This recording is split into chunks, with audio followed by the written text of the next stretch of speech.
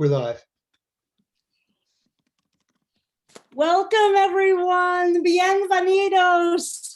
You are here today with us for Cultivating Voices Live Poetry's second annual Pride Parade, Poetry Pride Parade. On top of that, yes, happy hands, happy everything.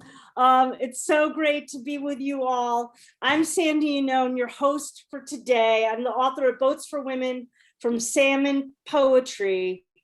And what else could I be filled with just immense pride as I'm hosting today as your Grand Marshal of our second annual Poetry Pride Parade. We held our first, of course, last year, just months into the pandemic, to commemorate and celebrate the 50th anniversary of the very first Pride Parade. I don't know if there was poetry involved. I suspect there was, but that was in New York City on June 28th, 1970, which was coming after the 1-year anniversary of the Stonewall riots. If you know your LGBTQ plus history, you know what I'm talking about. And if you don't, this is a little teaser for you to go and check your history. Well, now, today, we're here for the 51st Pride, and it arrives this month as we're beginning to be able to return in person to celebrate with our local communities again. But we're bringing you our second annual Poetry Pride Parade to honor our vaster community connections through the power of poetry. I want to give a tremendous welcome to all of you who are watching us live here in Zoom in our modest poetry studio, and to those of you who are also watching us live from Facebook. I know you have access to so many readings during June Pride Month and during the whole year, and I appreciate everyone returning week after week to our reading series, and especially want to thank those members of the LGBTQ plus community who have been reading with us over the lifespan of many Sundays on Cultivating Voices. That has included also as this Pride Parade and our first one, as well as our National Coming Out Day March that we did in October. I wish I had time to name each and every one of you, but I want to, again, to just acknowledge everyone's participation. I, of course, would like to, at this time, also welcome Emma Black, who will be our guest MC for the live open mic, which will follow our featured readers and close out our Poetry Pride Parade after, as I mentioned, those fabulous featured readers that you've been waiting for these weeks as we've been getting ready to come together today. If you're interested in reading in the live open mic, please sign up with Emma in the private message. We'll be taking about 10 to 12 folks. You'll be reading one poem up to 3 minutes each, and we so look forward to hearing your additional voices. What I so appreciate about our reading series is that any of our open mic folks have been and potentially will be features in the future. It's a very eclectic group, and anybody at any time could be a feature who's been reading in the open mic, and I wouldn't have it any other way. So again, feel free to, if you're interested in reading in the live open mic, send a private message to Emma, and we'll get in as many readers as reasonable. And Emma will be posting a list in the chat soon when we fill up for the order of that. I also want to give a huge shout out to my dear friends at Headmistress Press, Risa Dennenberg and Mary Miriam, the co-founders of Headmistress Press, who helped us co-sponsor the event last year. The 7th annual Charlotte Mew chapbook contest is going to be open for submissions until July 4th. And Headmistress Press wants to read your poems. And in fact, we have the judge for that chapbook contest here with us today reading, Julie Marie Wade. First prize winner receives $300 plus 20 copies of the winning book. And hey, how about this? Let's just announce it right here. The winner of the Charlotte Mew chapbook contest, 7th annual, will be invited to read next year as one of our headliners for our 3rd annual Poetry Pride Parade. So get your manuscripts in. I'll be posting in the chat some information about that. Share that with your friends. Another way, of course, that you can help celebrate poetry and pride is by supporting the poets and their presses by purchasing at least, did I say at least, one collection today, if your resources allowed.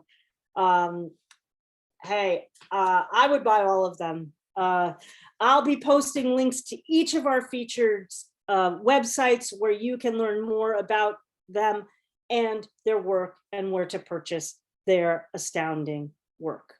Well, as usual in Cultivating Voices, the chats are live here, both here in Zoom and on Facebook. So please send the big pride love to all of our poets today.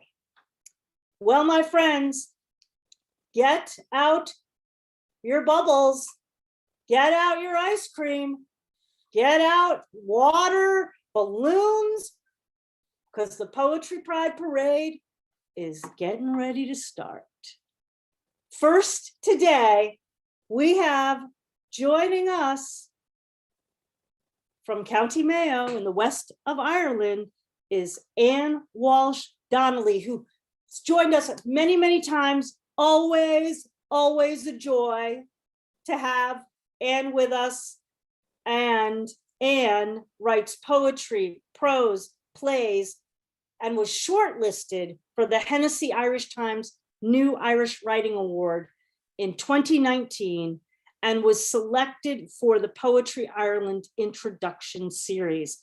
In 2020, she was awarded a bursary from the International Dublin Gay Theatre Festival. Her chapbook, The Woman with an Owl Tattoo, was from Fly on the Wall Press 2019 and was awarded 2nd prize in the International Poetry Book Awards. And her first full poetry collection, which she read from just 2 weeks ago here on Cultivating Voices Live Poetry, is called Odd as Fuck. It was published just last month from Fly on the Wall Press. Would you please welcome the fabulous Anne Walsh Donnelly. Hello, everybody. Thanks, Sandy, Anne, for inviting me along again tonight to read. I read last year, so really looking forward to reading tonight as well. So I'm going to read one poem from my chapbook, The Woman with an Owl Tattoo, which is basically a poetic memoir of my coming out journey in midlife. And then I'm going to read some poems from my new collection, Odd as Fuck. And actually, tonight, well, for Pride Month, really, anybody who does purchase my full-length collection from my website gets a free copy of Owl as well. So that's just a little pride thing I'm doing. Sound okay. So the first poem I'm going to read is called Minnie na hÉireann. And for those of you who don't know any Irish, Minnie na hÉireann means woman of Ireland. And I wrote this shortly after the first time I made love with a woman. So it's all about the joys of making love with a woman. To die, not having known the frenzy of making love with a woman, is to live without ever jumping over the bar of your crib. How could you not want to watch a woman fling her underwear on your bedroom floor, present you with soft skin for your nails and teeth to score like bread on dough? How could you not want to feel your edges slip into her hollows like a spoon folding flour into cake batter? How could you not want to hear her whimper crescendo to a jungle roar while your fingers move inside her? How could you not want a denouement to your play when secret stories leak onto ivory sheets, tease tongues and start the sequel? How could you not want to drag a woman to bed at 7 on a Saturday evening rise at 2 on Sunday afternoon, sleep deprived and smelling like a marathon runner, race outside to tackle weedy flower beds, gleeful that soil will not rest in your clipped fingernails. So I hope you enjoyed that. I read that at a reading in Dublin, and someone came up to me afterwards and she said to me, that poem wants to make me leave my husband and go have an affair with a woman. So just, I'm serious. So I don't know if she did, but anyway, I felt my mission was accomplished. So the next poem is called The Wonder of You, and it's from my new book. And I wrote this, I was reflecting on what it would have been like to be gay in the 1960s in Ireland, which was a very different place to where we are now, thankfully. So it was reflecting on that and honouring women, you know, in the 1960s, and how hard it would have been. So it's called The Wonder of You. In St. Stephen's Green, 2 women watch children throw stale crusts to hungry ducks. They listen to Dickie Rock sing The Wonder of You from an old man's transistor radio. They stroke their newly styled beehive hair, sit side by side, feel a heat stronger than August sun. They dare to lick each other's cones, weary of eyes that might stone dead their intrinsically disordered love. So I don't know how many of you are, well, I used to be Catholic, but that's one thing that the Catholic Church says, like that, you know, our love is intrinsically disordered. So that's where that came out of. Okay, so next poem I'm going to read is called Two for Joy, and I actually wrote it last summer with COVID, sitting in the garden and saw a magpie. And I wrote it, it's basically about being in love with a woman who didn't feel the same way, and it's about that. And you know, sometimes relationships don't work out, but you can actually learn a lot from them, even though they don't work out. So this is called Two for Joy.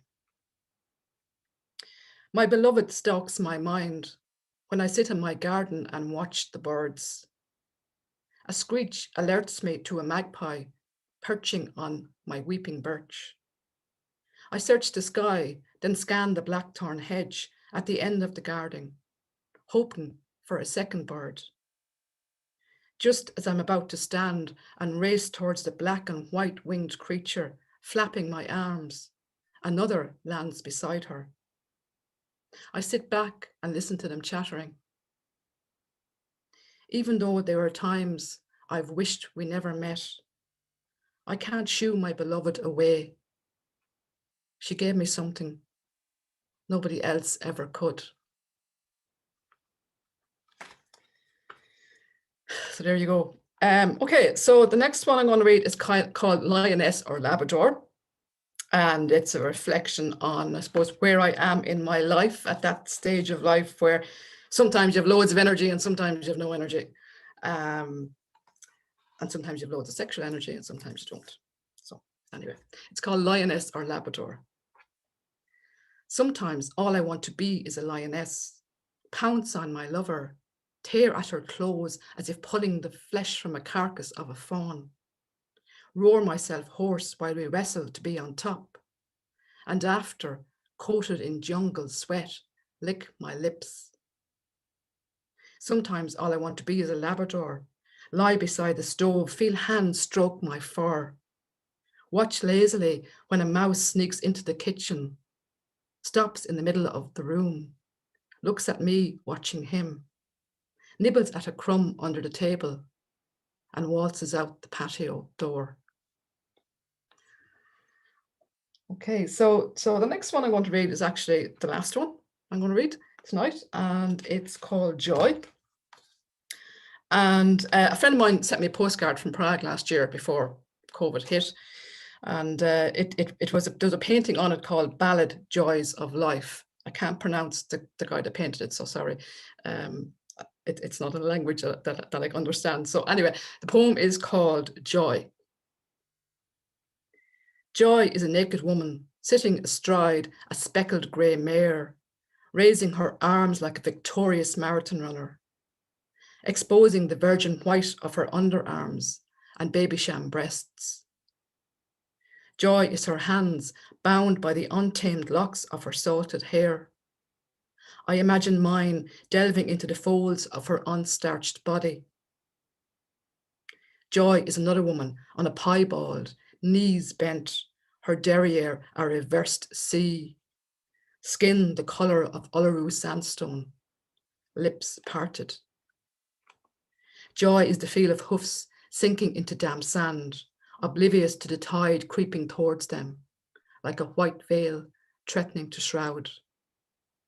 Joy is sitting in Prague, watching wild women ride. You, the grey speckled bear, and I, the piebald pony. There you go. Thanks for listening and watching, everybody, and happy Pride. Thank you so much, Ann Walsh Donnelly. I'm going to put the link to where you can purchase Ann's work, the new collection, Odd as Fuck. And if you do that today, you also will get the bonus, The Woman with the Owl Tattoo. Always, always amazing to be able to hear your work. Thank you so much for starting us off at the Poetry Pride Parade. Great opening. And we move next back across the pond to a person that is no stranger to folks in our global poetry community, and that is Kai Coggin. Kai Coggin has been, and will be the host of Wednesday Night Poetry, which I know so many of you are familiar with because it is the longest running consecutive weekly open mic series in the United States, and didn't miss a beat in stepping up when the pandemic began. I remember having an early conversation with Kai as my sister and I were contemplating starting Cultivating Voices, and I'm so tremendously grateful to Kai for her gracious support of our work, as well as I'm a huge devotee of her poetry. Let me tell you a little bit about that. So Kai Coggin is the author of 3 full collections of poetry, including Periscope Heart from Swimming with Elephants, Wingspan from Golden Dragonfly Press, and Incandescent from the wonderful Sibling Rivalry Press. That's the latest collection, 2019. Kai also has a spoken word album, Silhouette, and describes herself as a queer woman of color who thinks Black's lives matter, and being a teaching artist in poetry matters, and she does that with the Arkansas Arts Council. That poetry series, Wednesday Night Poetry, was recently named the best, she, along with being the host of that series, was named the best poet in Arkansas by the Arkansas Times for her fierce and tremendously powerful poetry, which you will get to hear. Kai's been nominated for the Pushcart Prize, as well as a Bettering American Poetry and Best of the Net. And poems have appeared widely all over and or are forthcoming. Places like Entropy, Cultural Weekly, Sinister Wisdom, Lavender Review, also put out by our good friends at Headmistress Press, Blue Heron Review, Poetry, and elsewhere. And Kai is also the associate editor at the Rise Up Review, which, if you are not familiar with it, get familiar with it, friends. A tremendous, tremendous publication. Kai lives with her wife and their two adorable dogs in the valley of the small mountain in Hot Springs National Park. I'm not sure if it's as hot there as it is out here in the Pacific Northwest today, but welcome to you, Kai. Thanks for everything that you do, not only for the LGBTQ plus community, but for the poetry community vastly. Wow. Whew. Thank you so much, Sandy. That was a hell of an introduction. I really appreciate you. I appreciate the space that you create and that you cultivate here with Dawn and all of our fellow poets here in the room and across the globe. I recognize a fellow humanitarian when I meet one. And so I just want to shout out gratitude to you. Yes, I host Wednesday Night Poetry. We went back live and in person a couple of weeks ago, and I miss the virtual space too. I miss having that reach, but I'm really glad that we are safely back in our little coffee shop. We will be continuing the virtual on the second Wednesday of every month up until December, just so we can still cultivate that community of Wednesday Night Poetry online as well. So I have 3 poems to share, but first I want to say something to Minnie Bruce Pratt. When I was in college, I grew up Catholic. I went to Texas A&M University and I joined the Corps of Cadets, which is a really Republican, horrible military organization. And my entire persona had to be cut off, had to be hidden. And I was hazed and I was found out for being gay and I was expelled from the Corps and all of these things. And I was taking a history of modern American women class there. And in my hands, I got the book Stone Butch Blues. And I found out about Leslie Feinberg and I found out about Minnie Bruce Pratt. And I just reading about their love story and seeing that there were women and trans people and people that were loving each other in such a fierce and beautiful way saved my life. And over this last year, I've been able to be in contact with Minnie Bruce, and she featured at Wednesday Night Poetry. And I just am so honored to share a stage with you, Minnie Bruce.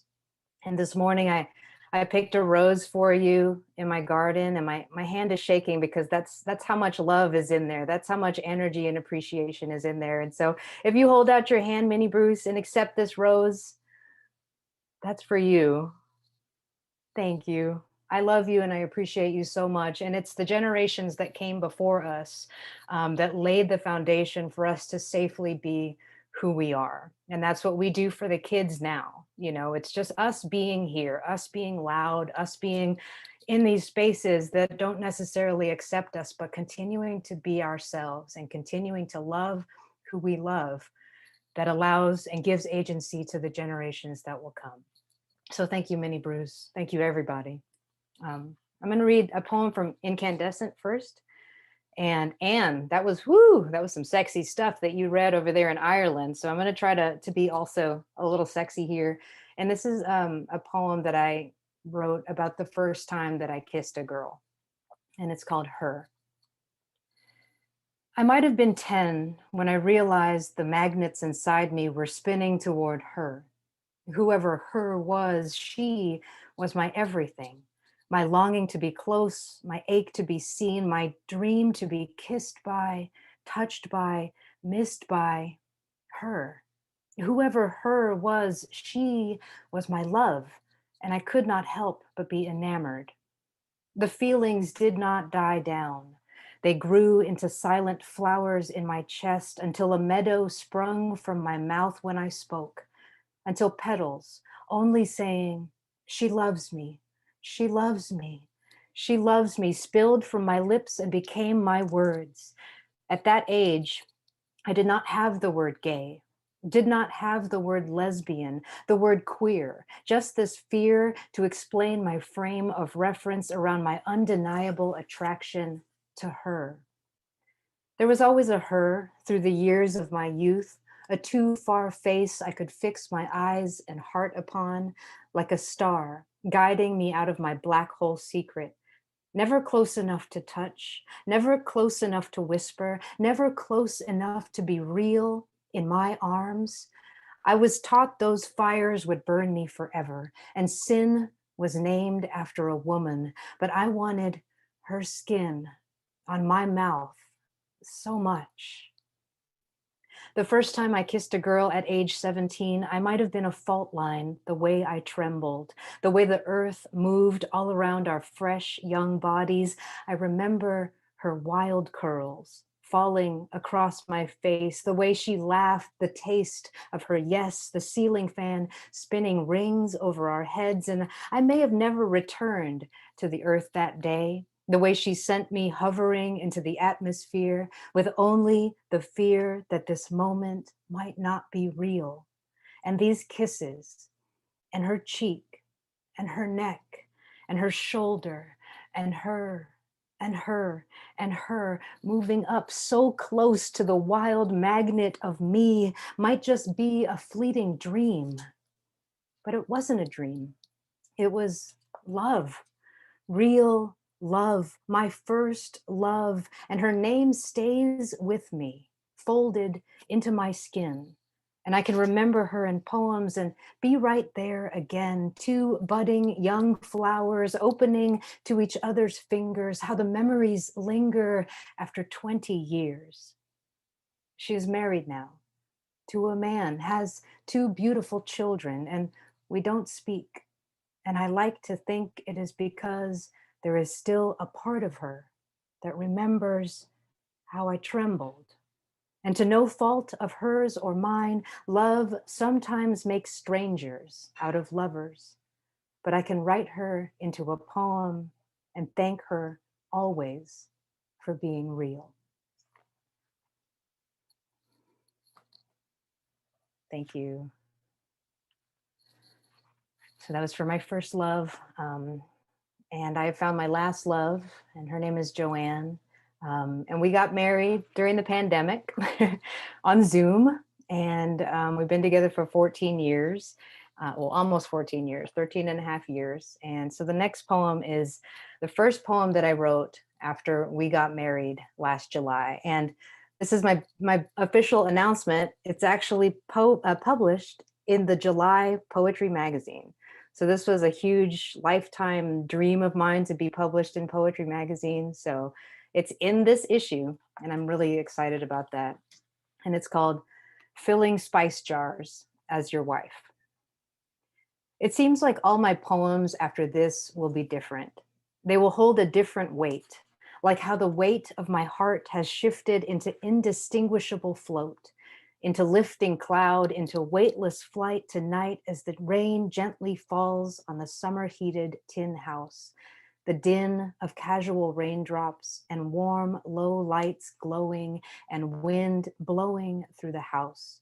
We have all our doors and windows open. We have all our doors and windows open, and I am pouring spices into glass jars. Coriander, cinnamon, cumin, ground sage, and it's hard to describe this moment in the confines of a page. Tiny hills of vibrant color and intoxicating fragrance, and you hear the cadence of my heart from the kitchen, where you build the perfect fitting slip-in shelves for our spices over the stove. Match the colors. Match my colors to yours. I have all my doors and windows open to you. I have all my doors and windows open to you, and you have come all the way inside, sat down at the table of my deepest desires and lit a fire to warm us both. The wind blowing through the house, the rain gently giving way to turmeric sunrise, and you, darling, you are my wife. You are my wife. And it's like I've been waiting my whole life to say those words, and I feel held in a way I have never felt before. To look down at my fingers dusted with ginger and thyme and see the gold of my wedding band glint and shine in the warm, low light glow. I am yours, and you are mine, promised on Zoom in our garden of giant zinnia and hummingbird vines. sung out in the morning song of bluebirds, this union that ripples love out to the world and infinities back into us again, love. In the fine powder of these spices, ground up essence of oregano and basil, I see our love in every atom suddenly, and every cell in me finally exhales. And perhaps that is the wind.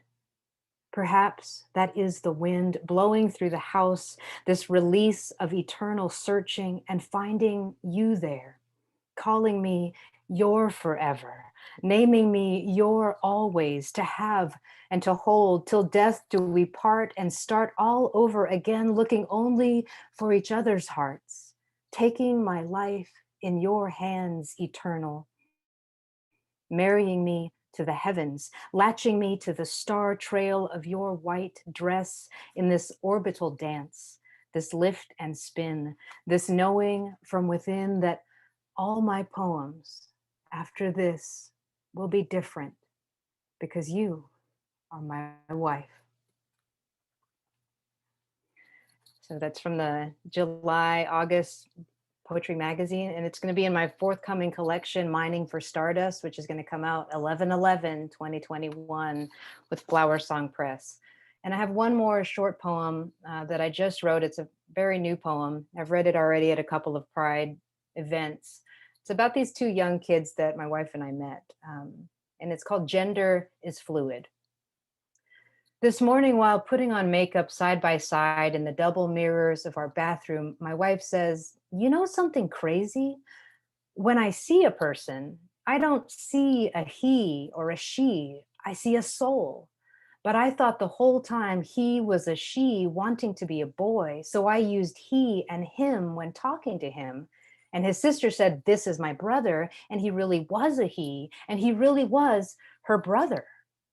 And I recall the young boy from yesterday, hair draped like curtains on either side of his face, the black eyeliner and black nail polish painted on long fingernails, his light crystal blue eyes that I swear saw into our souls from a distant galaxy with that kind of knowing.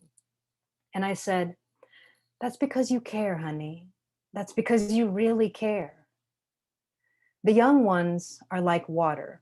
They don't fit into our squares. The binary is only a limitation for their expansive expression. And we, the generations before this Z and alpha, we try to fit them inside our blacks and our whites. We try to color them inside the lines. We cram them into confines because that is where we came from.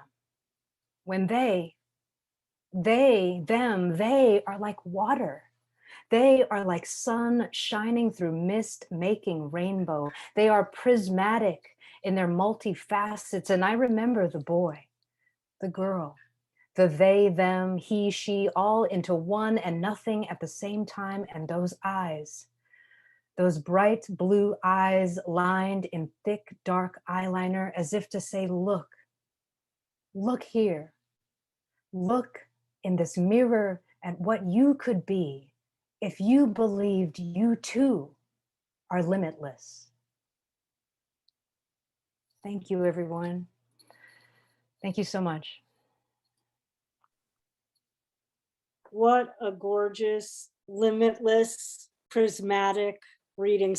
That word prismatic, my absolute favorite word, probably in the whole language.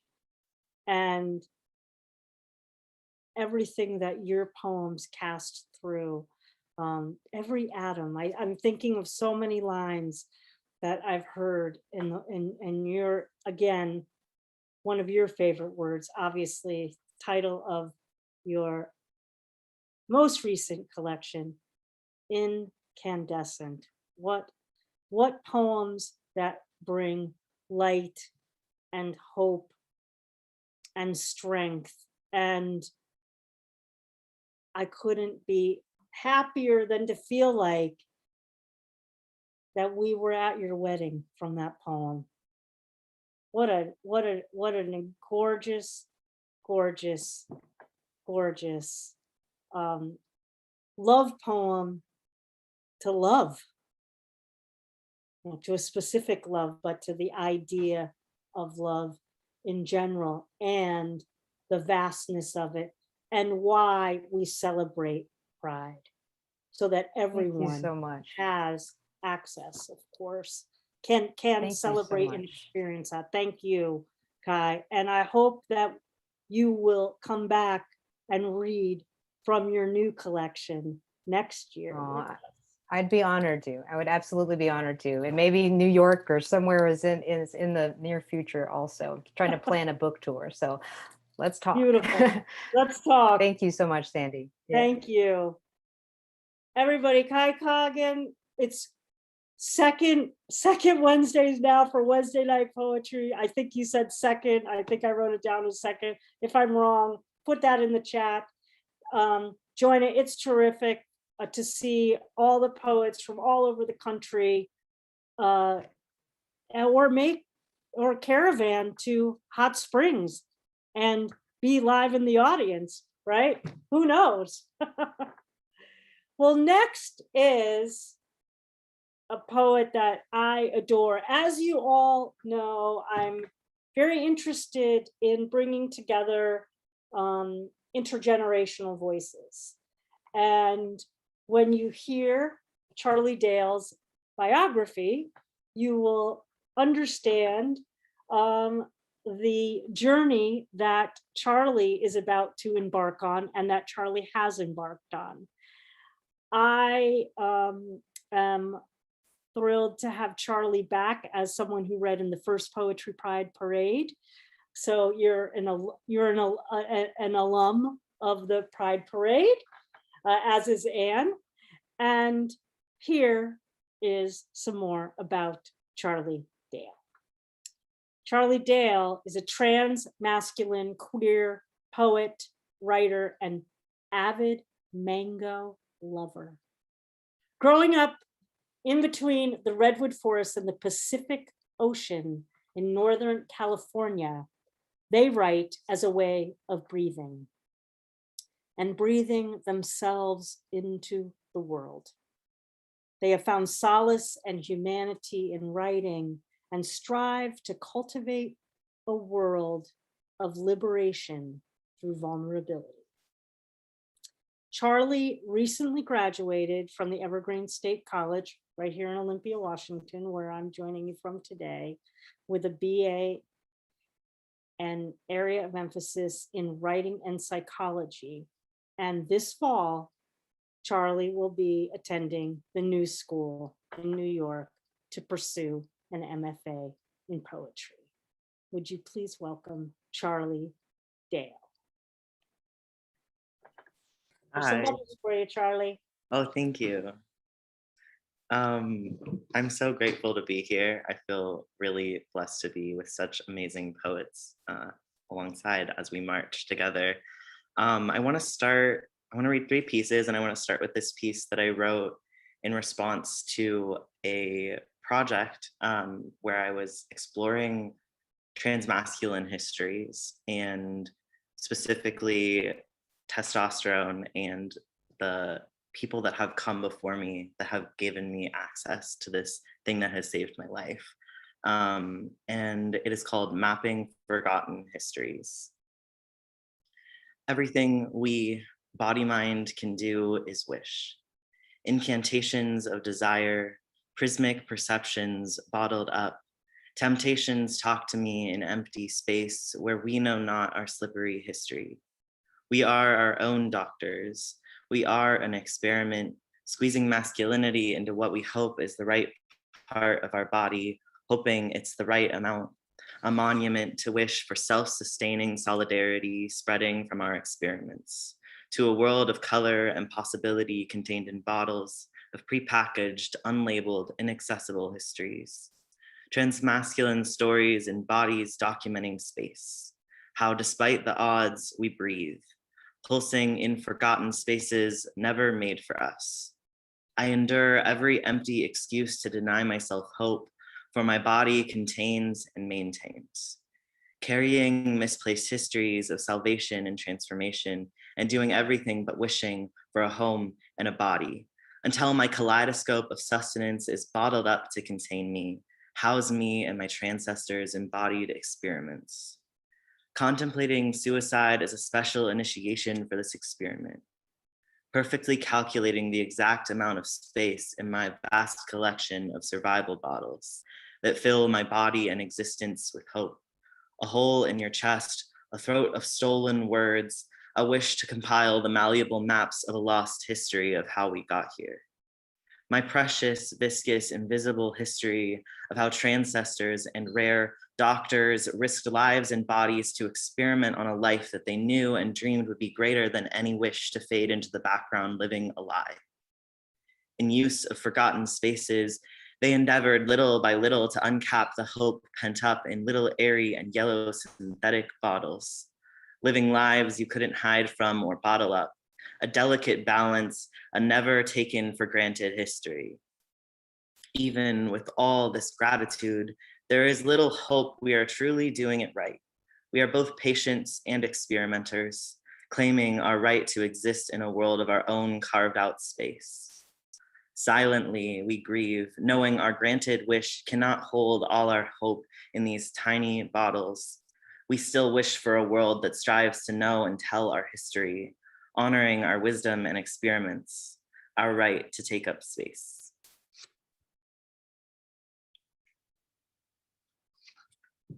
Thank you.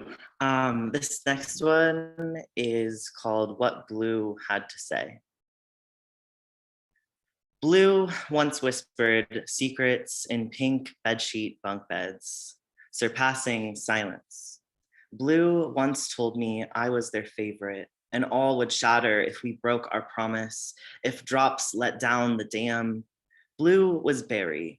Blue was boasting. Blue was only after the lights turn off and the bantering boys go home. Blue said, I will hold you as the river shakes, carries you away. Blue said, don't forget me, even when you've forgotten yourself. Paddle, lap your lips on my edges, sharp as a bow or a bridge. Bellow below, begotten Boy Scout badges. Blue bursts, bubbling. Battle scars a creaky heart as it kaleidoscopes blue. Blue hair ballerina boy, I open. A bridge, big expanse, balcony, boy. First of many years of secret, blue baby beluga, tell me, do you hear the tree as it falls in the forest when I'm not there? Baby, tell me, do you hear waterfalls in this fall as we fade away from dangling arms and hands and legs, treats and toes? Baby, tell me, do you shake and hear river in your ears? Does beauty humble you? Did it to the core of you? Hard to believe we each have our own eyes. I know I tried to hide, but when did you stop looking? And are you even now? How do I know you ever saw? Chest ripped open, sternum sliced ice, dam breaks into waterfall, no survivors. The icy blast of dethaw leaves us all with cold feet. Thank you. And then I have one final poem, which is kind of an ode to my body. It's called My Body. My body is magical, morphing its face around my body's opalescent caverns. I concave on every breath as a heavy sigh clings to my scars, squeezing air and marking distance of miles traveled. My body is a graveyard where all the dead come talking. My body is of many faces. Bubbled down, I am a taste acquired as salt sticks to stone. My body is divine, to be honored and exalted. Those who know stretching it takes to breathe into a new body, recontextualizing beauty, may come closer to know me. Those who rough the rub, taste iron-scraped skin, hug the asphalt of irony, may come to know me. Those who believe in freedom but know not what mouths contain may follow the breadcrumbs of my body as signs we still breathe. I am still here. My body knows not the limit of your containers. I am not a body forgot. I am not for you to define. Look too close to me and you will have lost my stalagmitic stars. I am both stardust and moonbeam, clit dick and hole Johnson, hotter than any star, and I burn and am exploding. Watch me. Take none of the flesh you see in front of you for granted. And when you see my body, see not only the magic, see portals of thresholds you haven't yet crossed. Thank you so much.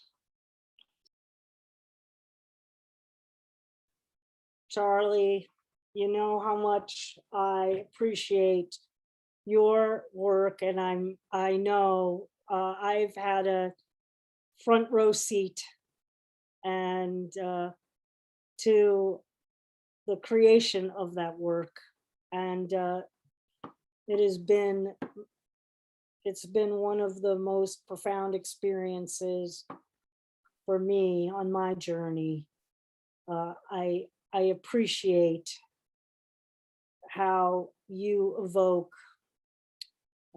what it means to strive to be seen and heard. And I continue to send out a lot of love to you on that journey. Thank you for being here today and for sharing those poems. I love that more people are getting to hear your work every day. Everybody, that's Charlie Dale. Look up Charlie in New York in these upcoming months, and go see Charlie read. Well, I love every float that is coming by our parade today. I am, again, I'm overwhelmed already by what I've heard, and let's use Kai's word, the prismatic nature of what of the richness of the history and the richness of what to come. I mean, the acknowledging of where we've been and where we're going. Our next reader has written much, our next poet has written much as a poet and cultural critic on the prismatic nature of the LGBTQ experience. And every time I hear Julie Marie Wade read, I fall down a little further on my knees, to be honest. I want to show a particular limited edition collection because it's so perfect for today's reading, which is Pride. There it is, such a beautiful, beautiful book. And I could not be more humbled than to have you join all the rest of the humility of the folks that have been with us today so far and who's going to follow.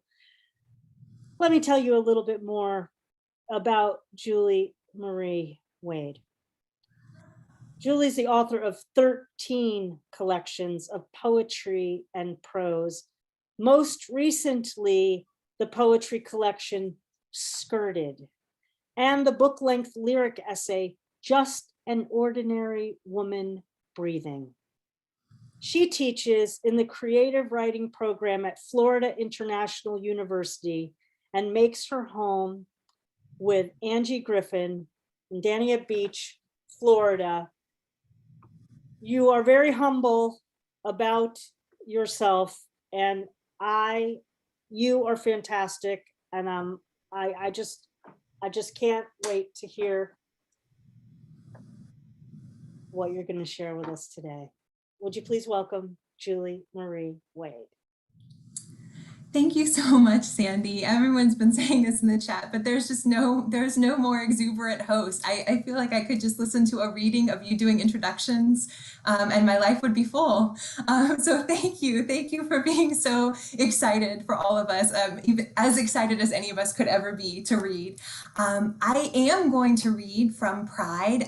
It's a collection that was done last year by the wonderful people at the Mayday Studio, the Center for Book Arts in Vermont. The MFA students there made this collection. It's hybrid. I have 25 in the book. They're all called floats. I think of them as 25 like queer touchstone moments of my life, but they're also often intersecting with moments in the larger world, the culture. And I'm going to read 3 of them today. And these are, you'll have context from the float when they fall in my life. And perhaps you'll know the first one is a film, the second one is a television series, and the third one is a personal anecdote. So thank you for having me. The first, Float, Yentl, October 4th through 8th, 1993. The film is nearly 10 years old by the time we watch it in world cultures. My classmates, all girls, all bored. I try to feign boredom as a way to fit in, but it's hard to hide what I'm feeling. It's also hard to explain. Yentl wants to study, so she cuts her hair and changes her clothes, pretends to be a boy named Anshul. But she's too pretty to be a boy, isn't she? I've never seen a boy with cheekbones like that. When I look at her, either way, long-haired girl she was, short-haired boy she becomes, my stomach pangs like it's lunchtime, but it's only 9 a.m. Later, when Anshul kisses Haddis, the woman she's supposed to marry, the pang becomes a tug, and the tug is lower than my stomach, hard and sharp, like my zipper is caught beneath me, and there's no way to pull it up. You should have seen the light, so soft, almost angelic, their faces in silhouette as they kiss and kiss, turning their heads every time their noses bump. Haddis wants to do more than kiss, but Anshul won't let things go any further. I want to know what doing more, what going further means, exactly. I have never seen 2 women kiss like this before, and every time I think about their mouths coming together in the semi-light and the semi-dark, I feel that tug again. It means something that isn't meant for words. Instead, I thank Ms. Curran for showing us the film. This is another day after class, no one else around. I say, it's so nice to see something progressive for once. My parents won't even let me watch picket fences because of what happened last spring. She doesn't know the show, doesn't know what happened. Oh, well, just because the 2 teenage girls, they kissed each other. Ms. Curran is so nice, so progressive. She isn't a nun, and she kept her maiden name even after she got married. She chose not to have children and made sure we always wrote Ms., not Miss, the Gloria Steinem way. But now I see how her brow crinkles, how she twists her head like a corkscrew. This isn't like that, she says. Yentl isn't a lesbian. I startle to hear her say the word aloud. No, I mean, I know, but she played those scenes with Haddis. Ms. Curran twists her head again. Haddis isn't a lesbian either. She really believes Anshul is a man. Instead of a tug, a sinking feeling, like a coin dropping into a well. But Barbra Streisand is a woman, and she kissed the other actress. I don't remember her name. In the end, it's still 2 women kissing, even if one of them is wearing a disguise. Ms. Curran becomes more adamant now, says it more firmly this time. No, it isn't, Julie. Intentions matter. Reasons matter. All Yentl wants is a good education, and all Haddis wants is a good husband. End of story. So then we have, thank you for your clapping. Then we have Float, Picket Fences, April 29th, 1993. My parents sometimes watched a show called Picket Fences because Tom Skerritt played the sheriff, and my mom thought Tom Skerritt was a heartthrob.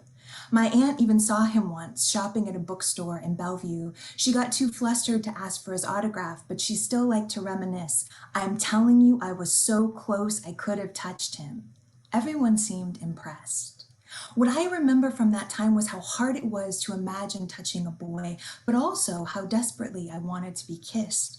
I watched Captain Von Trapp kiss Fräulein Maria in slow motion at least 50 times a week. I smuggled home a tiny book bought with my allowance at the local Hallmark store. On every page, a quote about kissing, or a classic painting or black and white photograph depicting two lovers engaged in a kiss. The book could fit in the palm of my hand. So discreet, my little piece of kissing contraband. I read it every night before bed. Yet when I dreamed of kissing, I could never see the boy or feel his body in the deep self-conscious dark. I could only feel my longing. And then, for a brief moment before waking, the cessation of that longing. Did I want to watch picket fences with my parents? No.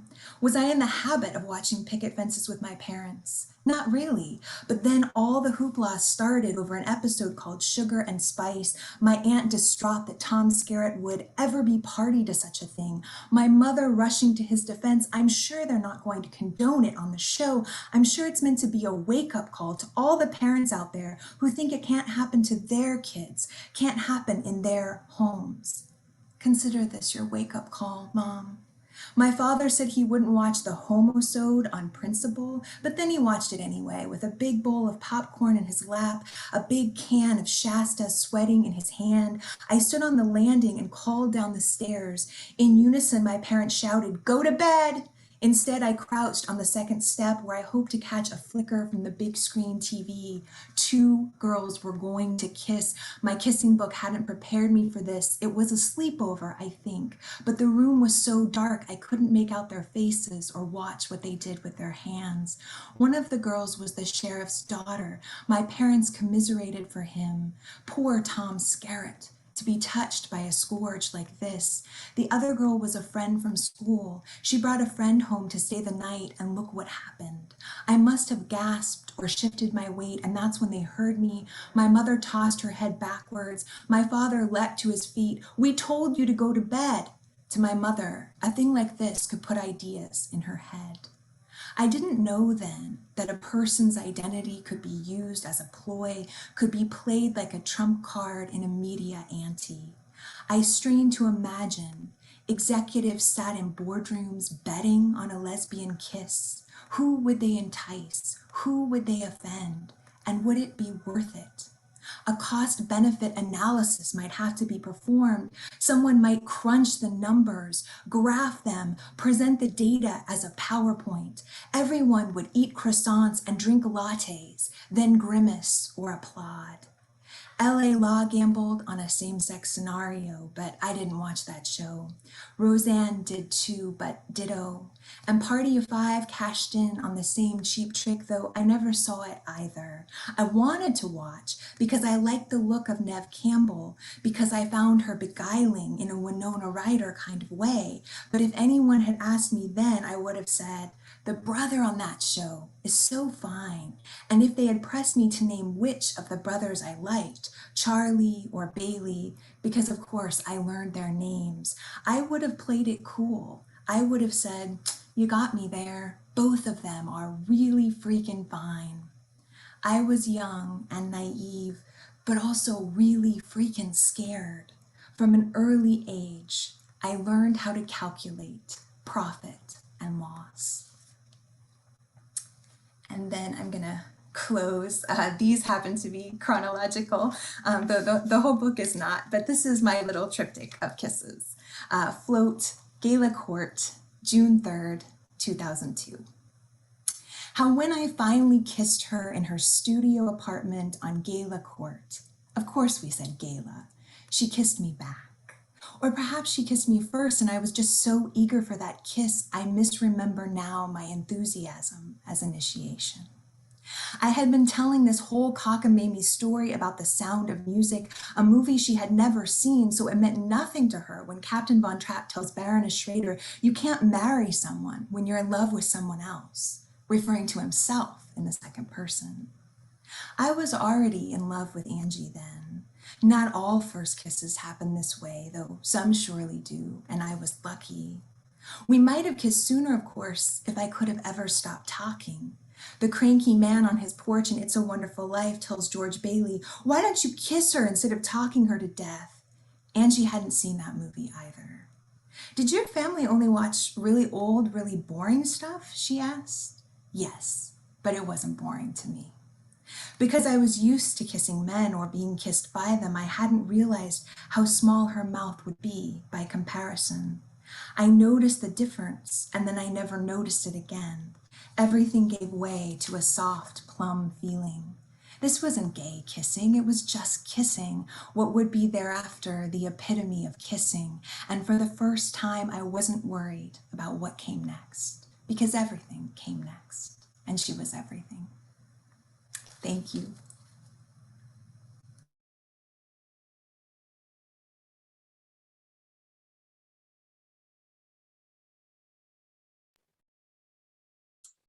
Well, fortunately for all of us, you're going to be coming back in August to read from your new collection, Skirted. So everybody be forewarned, come on back in August, hear more from, the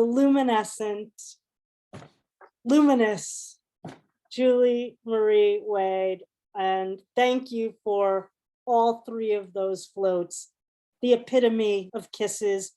I too had the crush on Nev Campbell, and I couldn't wait for that episode. And also the Wonder Years did that too.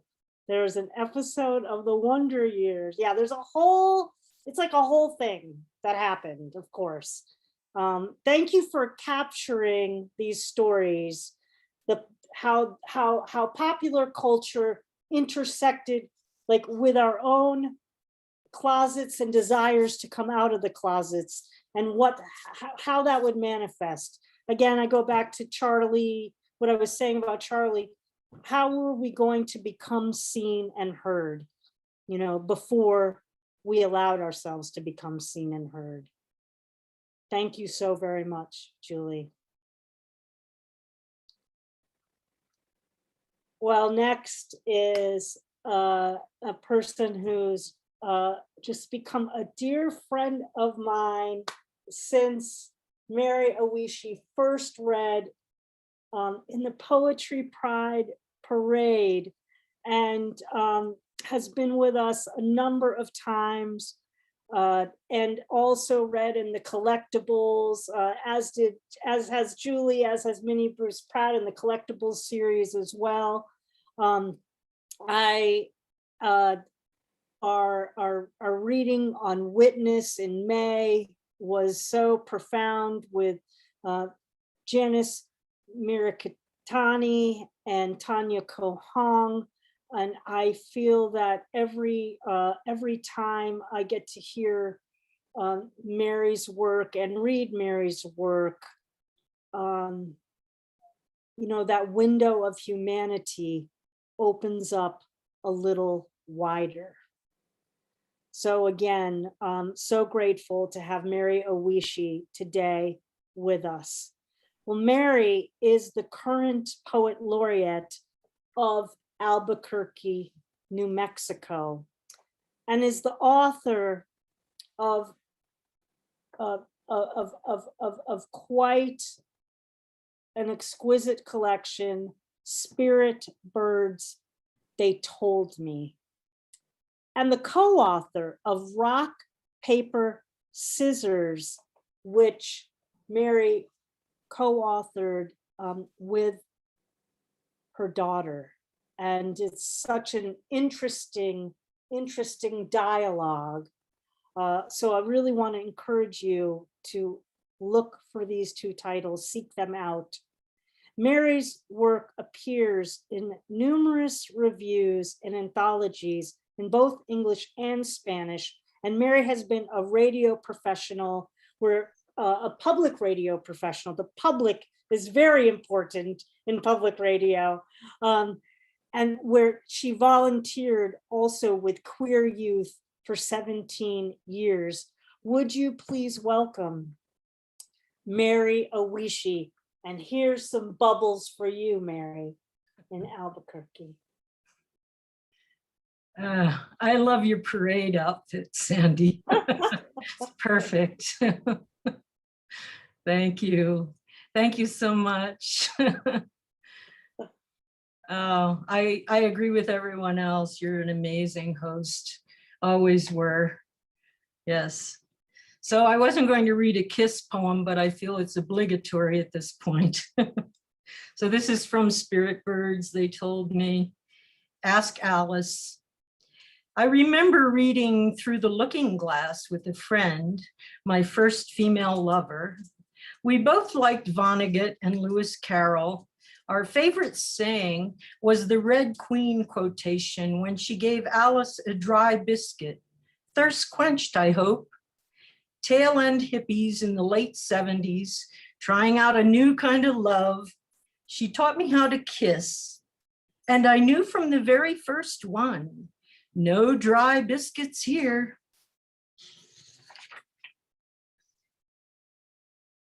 Where did this come from?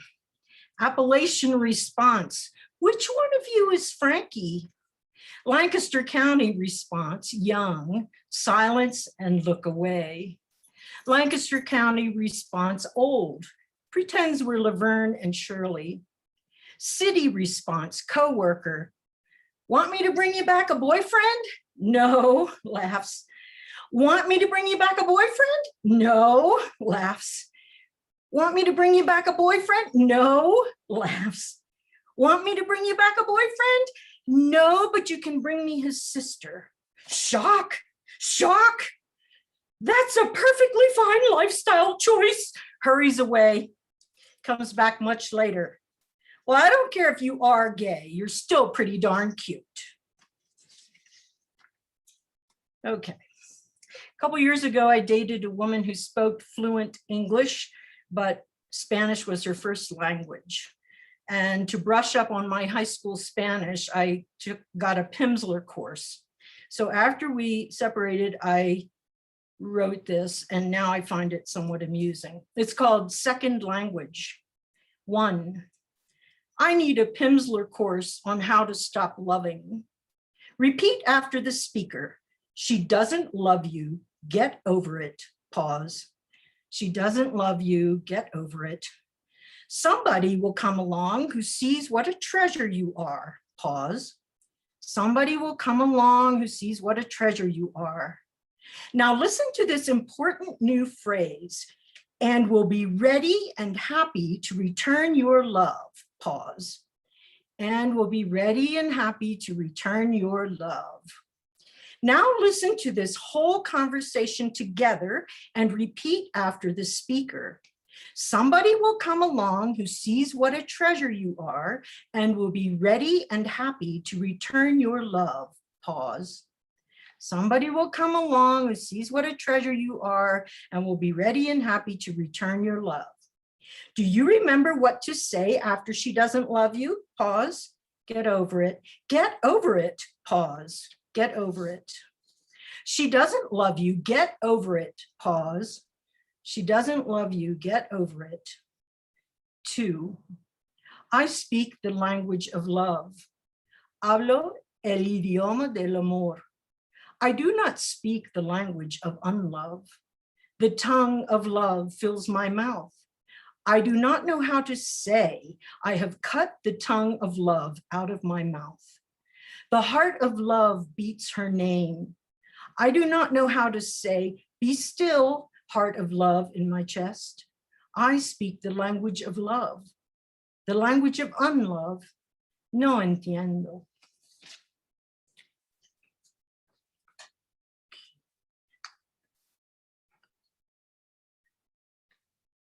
Albuquerque Pride. Today was Gay Pride, and from high atop that black Cadillac, right behind the mayor's police protection, I rode up Central Avenue, waving to the cheering crowds. Spotted friends and familiar faces here and there, but most were strangers who now know my name if they didn't before. I felt so embraced by my city, by my community of queers, my beautiful loves, wounded but so beautiful, so very beautiful. The artists and the ones who make the wheels go round, the overly addicted, underappreciated, magnificent hearts, full of love and belief in the goodness and power of the raw human soul, stripped of unnecessary restrictions, daring to feel, to express, to soar, flamboyant and free, not gender encased, but love liberated, wide-eyed, seductive, and real. Two spirits float past us, magnificent in their turquoise, their reds, and their blacks. It's Albuquerque, Indian country. La Raza is marching, Latinx, who once stormed a courthouse to arrest a DA. La Raza has no doubt their cause is justified, and I quite agree. I have gained such affection for Los Pueblos Unidos. I catch a glimpse of my other people as we round the corner by Ta Lin. Me in my bamboo patterned shirt, on past the right-wing hecklers standing on their three slim letters, S-I-N. What narrow lives, how sad for them. I couldn't help but call out to my expansive sisters and brothers sandwiching their hatred, "You're so beautiful." They smiled and called back, "You're beautiful too." It was a very good day to be gay in Albuquerque, a very good day indeed.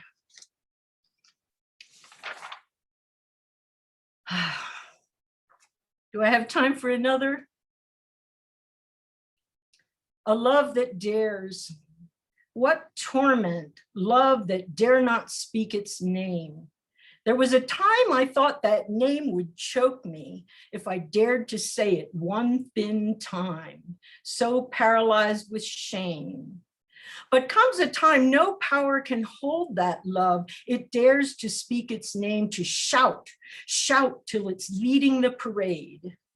A love once trembling, more than dares to speak its name. It's chanting thunder down Fifth Avenue in June. Stronger than the strongest shame, this love that surged in me. So what the name? Swelling pride became the buffer zone till I could safely shrink back down to calm. Here in the ripeness of my middle years, I find the ease to speak it soft, without a second thought, like any other fact of life. My green eyes, my mixed heritage, my left-handedness, so effortless, so natural. There is no dare to speak its name. I happen to love women, that is all. No pride, no shame.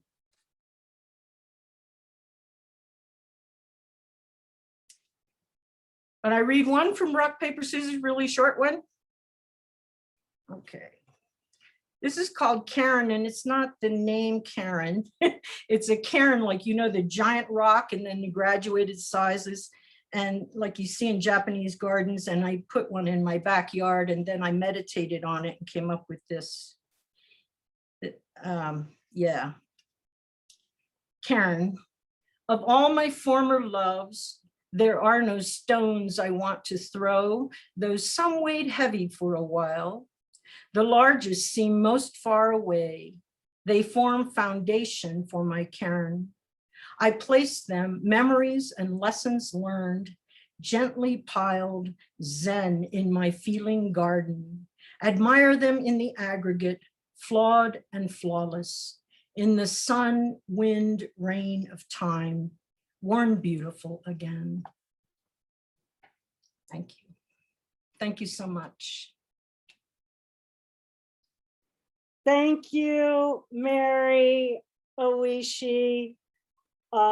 You got all the words into your poems. You had pride, parade, a host of kisses, and who doesn't want to be gay in Albuquerque? I'm ready to move down there because I just hear so much about it, and I'm like, I'm ready to move.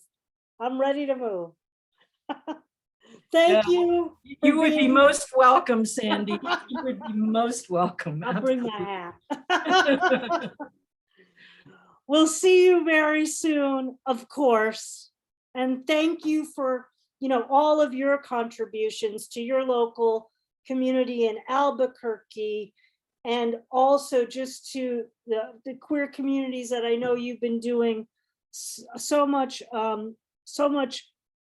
activism and work for many, many years. I very much have appreciated learning about and from your journey. I'm most grateful. And we'll see you on Cultivating Voices soon again, I'm sure. Thank you again. Well, next is one of my salmon poetry brothers. I like to call all the salmon poets my siblings. And one of my siblings started that off when I had heard that my first collection was going to get published after a wait of 19 years. One of my salmon brothers wrote me a letter and he said, well, now yeah, I'm always your brother. And that encouraged me to call all of my salmon poets my siblings and brothers and sisters. And also so much appreciation for what Mark Ward does in Dublin as the editor of the international LGBTQ plus journal, Impossible Archetype. If you do not know the journal, I encourage you to read it. And of course, to those of you here, I encourage you also to submit to it. It's a really exquisitely curated literary marvel. Well, a little bit more about Mark and Mark's other work that also is quite a marvel. I've had the pleasure of hearing Mark read as well. Mark is the author of the chapbooks Circumference from Finishing Line Press 2018, and from last year, the full-length collection Carcass from Seven Kitchens Press, as well as forthcoming from, of course, Salmon Poetry, full-length collection Nightlight. Again, Mark is the founding editor of Impossible Archetype, an international journal of LGBTQ plus poetry, now in its 5th year, that has brought many, many voices to the forefront. And I couldn't be more grateful for the work that you do to cultivate voices and bring them forward in the fabulous way, the fabulous vision that you have for LGBTQ plus voices. Thank you, Mark Ward, and thank you for being an alumnus of the Pride Parade, also joined us last year. It's always a pleasure to be able to hear your voice and your poetry. So thank you. Sandy, oh my God, wow, what an introduction. My God, I feel like I'm nearly welling up here. It's absolutely wonderful. Thank you so much for having me back and for having this platform, which is just so wonderful. That's, brightened up everyone's pandemic, and it's still here, and it's a huge success. Thank you for the bubbles. So yeah, I apologize. I'm a bit out of it. I've a stinking head cold at the moment, so if I sound like a bag of cats or I'm a bit sniffly, we'll just have to go on through because it's Pride and you keep going no matter what. So I'm going to read 5 pieces for you. The first is from Nightlight, which will be out next year, and it's called Turkish Bath. Under the railway arches, a queer London imitation with its own elliptical rituals, a silent bartering for pre-residuals. You're one of the contactables, as Armistead once said. Our groin and ass conjoining the fiction that skin spins. Our rhythms supersede the heavy gravity outside. Each touch is a spotlight throwing the rest of the world in darkness. The steam is set dressing, burying the cold sweat of your situation. We chat about our impending dissolution into strangers' lives. You ladle water over stones and disappear in their encroaching hiss. I rinse, you shower thoroughly, a surgeon blanching his skin, a guzzle you correct me, a ritual you couldn't possibly. You tell off, leaving me fouled with no hot water. Next poem I'm going to read is when I think about pride, there's a lot in the news recently about countries that are having a difficult time with their pride parades and stuff. And I wrote a poem a couple of years ago based on a horrific story about Ugandan LGBTQ activists who were subjected to torture, basically a forced anal exam. And I wrote this poem in response from the point of view. Exam. I feel his fingers pull me apart. I am on all fours on a steel trolley somewhere underground in town. All I can see is feet passing. I clench. He smacks my arse, and for a moment I am at home with you, this easy intimacy before bed. Fingers always hurt. The nails, even through gloves, that illusion of hygiene. He opens me to peer inside. He rummages, searching for sedition or semen, something to prove I walk around with sinful innards.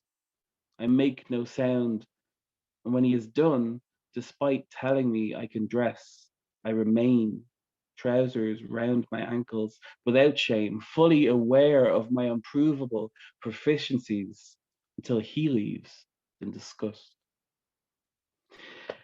Next poem is from Carcass. And it is, there was a call out for, I think it was Men in Love or something, or Man in Love, or anyway, I got thinking about violence and queer violence and kind of the rare positive aspects and kind of how physicality can be intimate and S&M and things like that. So this is a villanelle called Urge. A smack, a slap across my skin, akin to crime I partake in. The canvas molds his own beating by controlling the precision and how frequent each collision, a smack, a slap across my skin, my tacit stare regulating this edge in which we dabble in. The canvas molds his own beating, smiling, savoring the feeling, the sensation we're creating, a smack, the slap across my skin stops time and space and narrowing down to the sound of your breathing.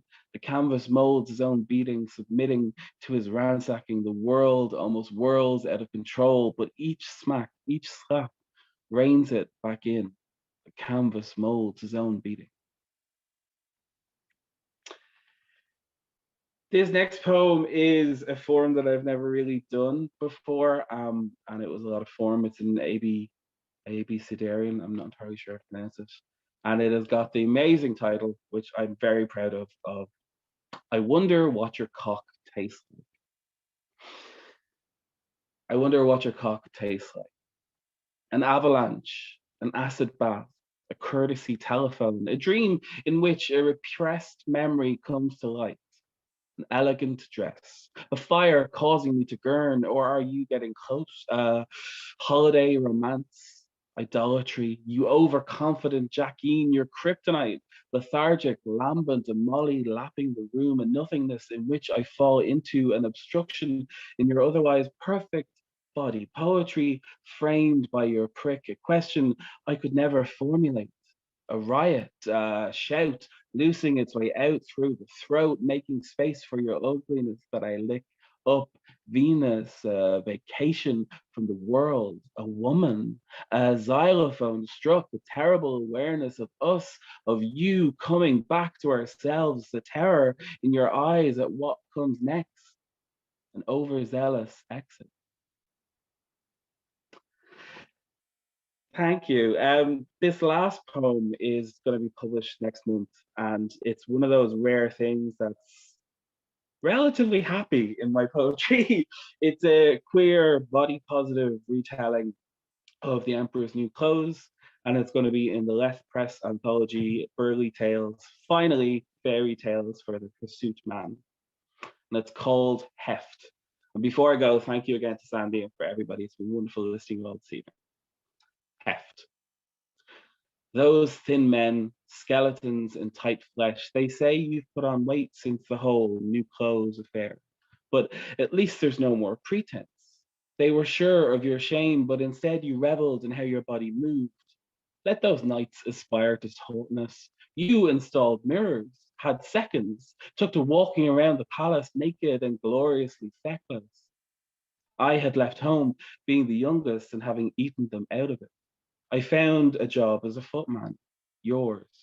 You like to inspect yourself, you like to inspect us yourself, which caused a whisper when company was coming. Some queen and her stable of princesses to dangle under your nose. That day you wore a robe, just about. My uniform didn't fit and I bulged out of it, embarrassed. We didn't speak, but a week later one arrived, tailor-made. The others noticed and the first footman told me to go and say thank you. At your room, the maid said you were in the library, asleep, naked in a chair. Your book had slid down, covering nothing. You awoke and stared at me, still half asleep, before realizing your body had woken too. You were embarrassed, something no one had seen you be since that day. The whole town laughed at you, not for your body, but your gullibility. You had swooned over the tailor. You later told me his barrel chest, his measuring tape covering every inch of you.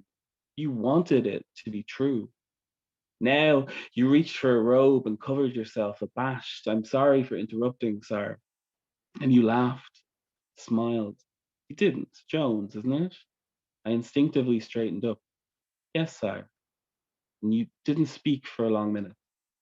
I'm glad to see that your new attire suits you well. I wanted you to be comfortable in it, a handsome man like yourself. The next day, dressed, you sat and spoke with me about small things, palace life, everything.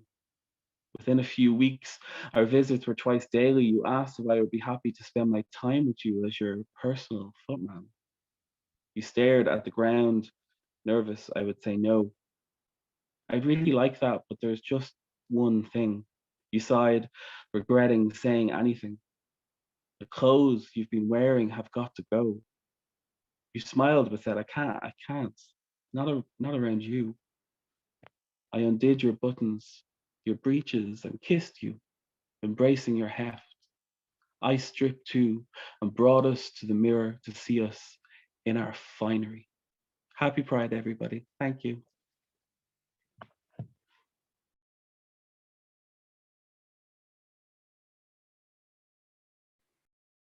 Happy Pride, Mark.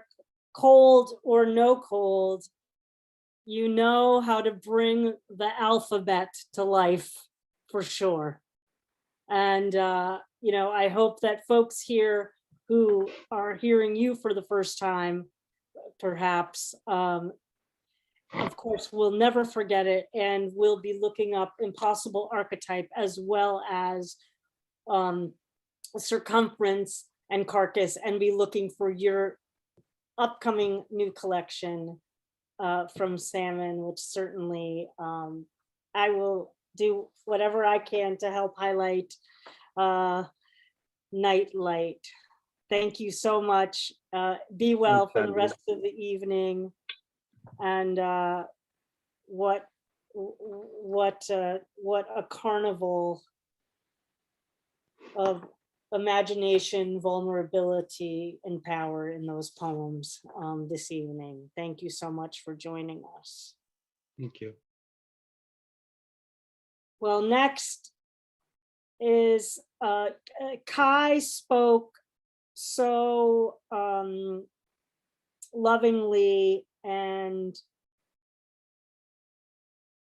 generously and truthfully about the legacy of Minnie Bruce Pratt and how Minnie Bruce Pratt's work has really touched so many of us in how we were able to march forward on our journeys. And I honestly get a bit choked up thinking about, just thinking about how much respect and gratitude. Charlie talked about the transcestors, and it's so important to acknowledge all the ways that I remember when I read your work for the first time, and then had the pleasure to meet you and Leslie a couple different times, and then to reconnect with you through the reading series. Just how important your journey has been to me personally, but also to so many people in this room. And so again, what an absolute honor and prideful joy to be able to be even in a virtual room with you, Minnie Bruce, even in a virtual room with you. A little bit more about Minnie Bruce Pratt. Minnie Bruce Pratt's poetry on being a lesbian mother, crime against nature, was honored with the Lamont Poetry Selection of the Academy of American Poets. And for those of you not necessarily in the know, it is, it's one of the highest awards that a book can receive. And I remember reading it well, and still read it to this day. It is one of those books that says, never forget, never forget.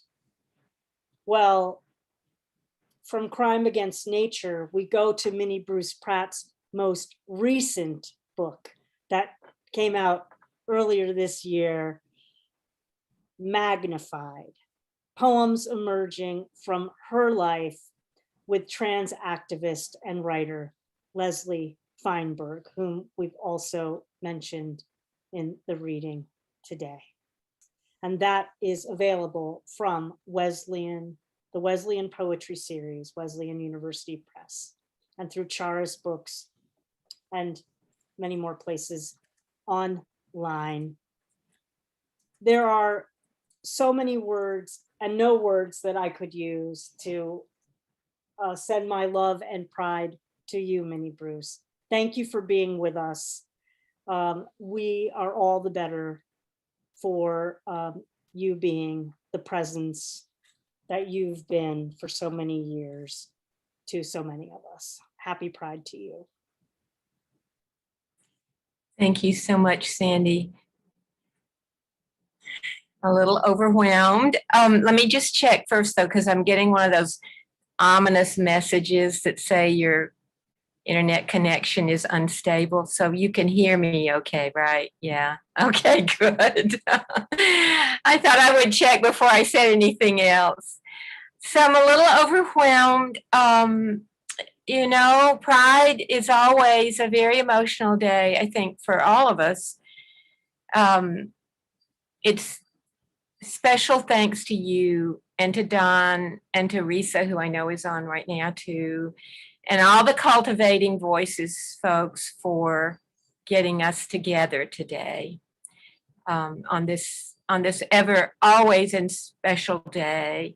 And special love to Kai. Thank you, Kai, for telling that story about your life and our connection.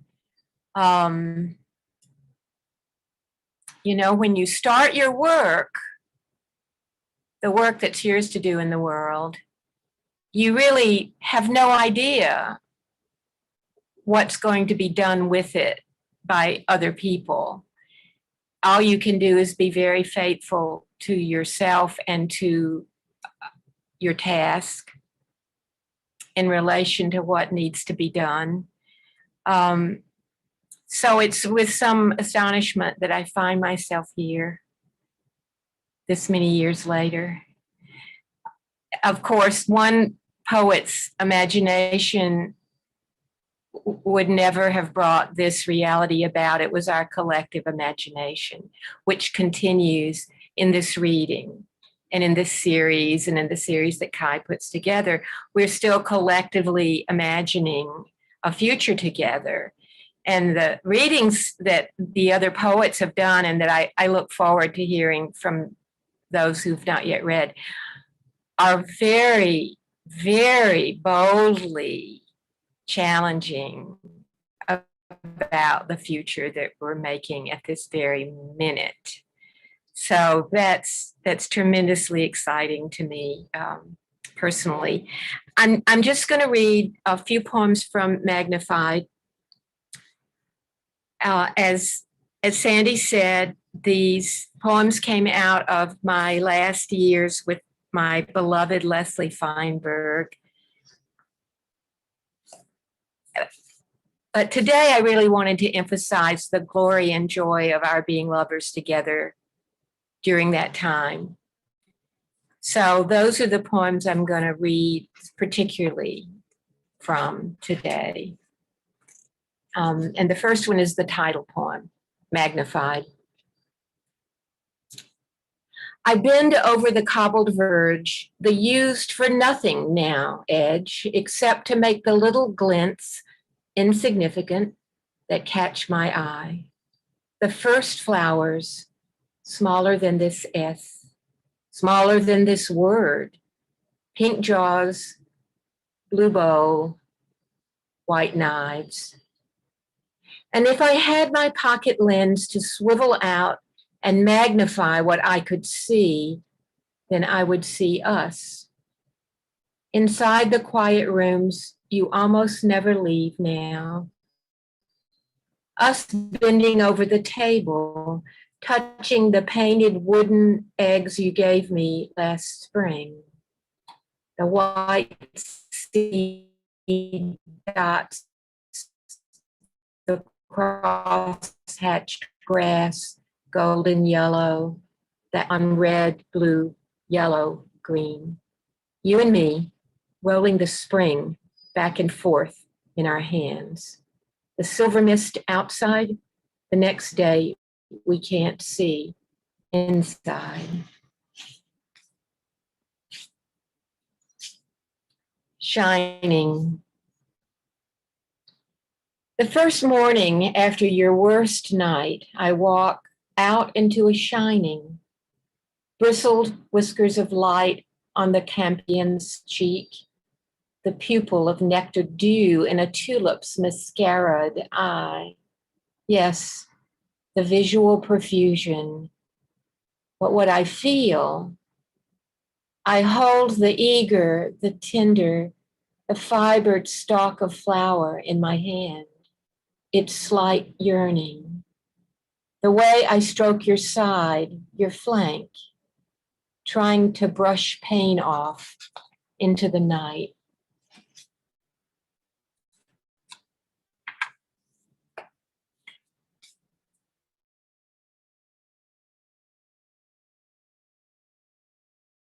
At us sometimes.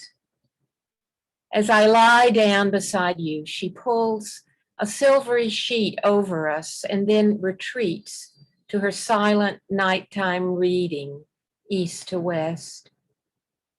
Night after night, that bright gaze moves over us, lying under the comfort of being watched over. The round illuminated magnifying glass in Mama's hands as she passed into dementia and understood less and less, her anxious eyes reading the same line over and over. The moon that shone in my window when I was little and supposed to have religion, so I knelt and prayed in that light because she looked back at me. Everything earthly and imperfect changes under the moon. In this moment, beside you, I am perfectly happy, lying in the moon's light, drifting slowly with you into illegible sleep.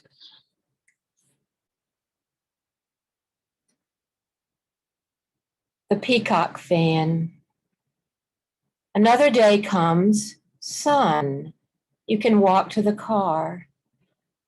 At the zoo, we watch a peacock unfurl its spiny prismatic fan, the quiver of feathers, the quill work, the vibration faster than any hand could fan desire.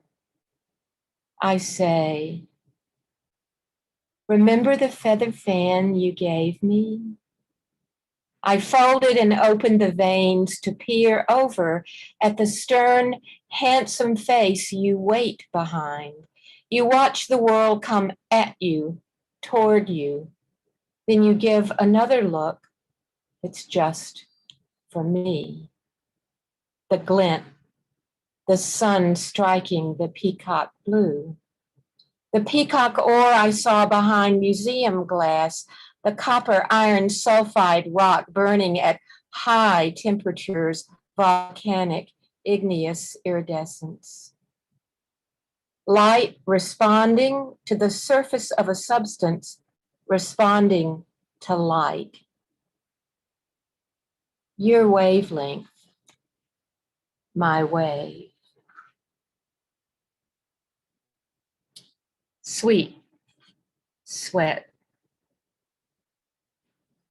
East along the line of apple trees on Holly, the skin of the petals translucent in the sun early, the body and arms of the trees gleaming through. I come closer and press my nose into the blossoms, the fragrance of your skin, faint, sweet sweat, as if salt and all the minerals of the earth are called up into you and alchemized by you, breathing out through every pore what you've lived, your love, your chemistry, your history, the smell of your skin. Licked. The people we were, the people we are now. The apple blossoms blown, flowers fallen, blight biting into every leaf, skin scaling on the trunk and branches, skeletal shadows on the walk as I pass, grieving and loving this bony, brittle world that breaks and opens day after day. The bees gnawing at the red-hearted rose of Sharon, licked, sticky all over from flower tongues, pollen bristle, until it's hard to tell the flower from the bee, the insect from the tree. Me from you, you from me. The dazzle, after it's so, is always there, but well hidden. Without the sun, who could see the sparkle? This morning, in and out, a dazzle, and suddenly it's late summer, blue chicory, hawksweed, the spidery Anne's lace, my hand stretching out. And I can almost grasp the you who played behind the projects in the fields, through miles of flowers, the you still roaming, the gleam at the beginning, and still in your eye.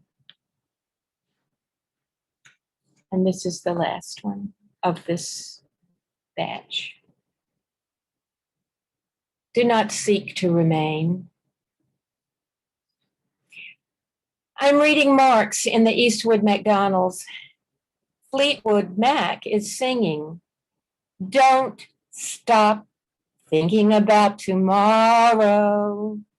Marx is saying, do not seek to remain something formed by the past, but in the absolute moment of becoming. The words are ripping up the moment, and I fall into a tomorrow without you. No morning, no night, No sleeping, no waking, no the present. How do I go on? The way yesterday a tree shook its small crescents of seed, angled for planting, sickled for reaping, red in the blue sky. The answer in things, not words, but I yearn to talk to you without end about what makes that beauty and what that beauty makes of us. And I'm just going to end by putting into the chat Leslie's still existing website where, by her wishes, people can download for free a copy of Stone Butch Blues and share the website and share the book with anybody that you want to share it with. These were by Leslie's wishes. Her last words were, "Remember me as a revolutionary communist." Thank you so much for having me here today. And for all the other poets, your beautiful, wonderful, challenging words.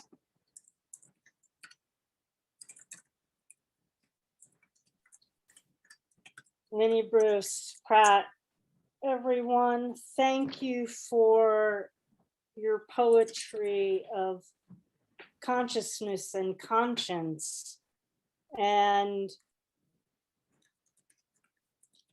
those poems that look back but allow us in looking back with you in that really tender yet powerful. There's the strength in the tenderness that comes through in the work so palpably, that says we look back in order to remember to go forward, to keep going forward. And no better example of that than how you ended your reading, and also that incredible gesture of making sure that Stone Butch Blues continues to move forward with us. I could talk for a long time about the significance of reading and myself personally, and also teaching Stone Butch Blues as well. So I appreciate you bringing that portrait of your life together so that we can carry forward with you. Thank you, in Sam. that memory, astounding work. Also, Minnie Bruce will be back with us in August to read more from Magnified in our new book showcase. And we look forward to welcoming you back later this summer. Thank you. Well, we have our final 4 readers coming up, and next is a poet I adore every single person that's here in my own bizarre, unique ways, or else you would not be here today. The first time that I heard Gustavo Hernandez read from Flower Grand First, it was in a very small Zoom room, and I just fell in love. There's no other way. There's just no other unabashed way for me to say it, Gustavo. I just fell in love. So Gustavo Hernandez is the author of the poetry collection, debut collection, Flower Grand First, from the fabulous Moontide Press. And if you're not familiar with their catalog, Lynn McGee's being so gracious today to help me out by putting the links in for everybody. Thank you, Lynn. Look up Flower Grand First, as well as the rest of Moontide Press's catalog. as well as Gustavo's micro chat book, Form His Arms. Gustavo holds a degree in creative writing from the California State University, Long Beach, which I also like to think of as the home of the Queen Mary. And Gustavo was born in Jalisco, Mexico, and currently lives in Southern California. Here is some very serious bubble pride love for you, Gustavo. Thank you. Thanks so much. I want to start off just by saying thank you to everyone here, all of the readers. I am moved and inspired by all of you.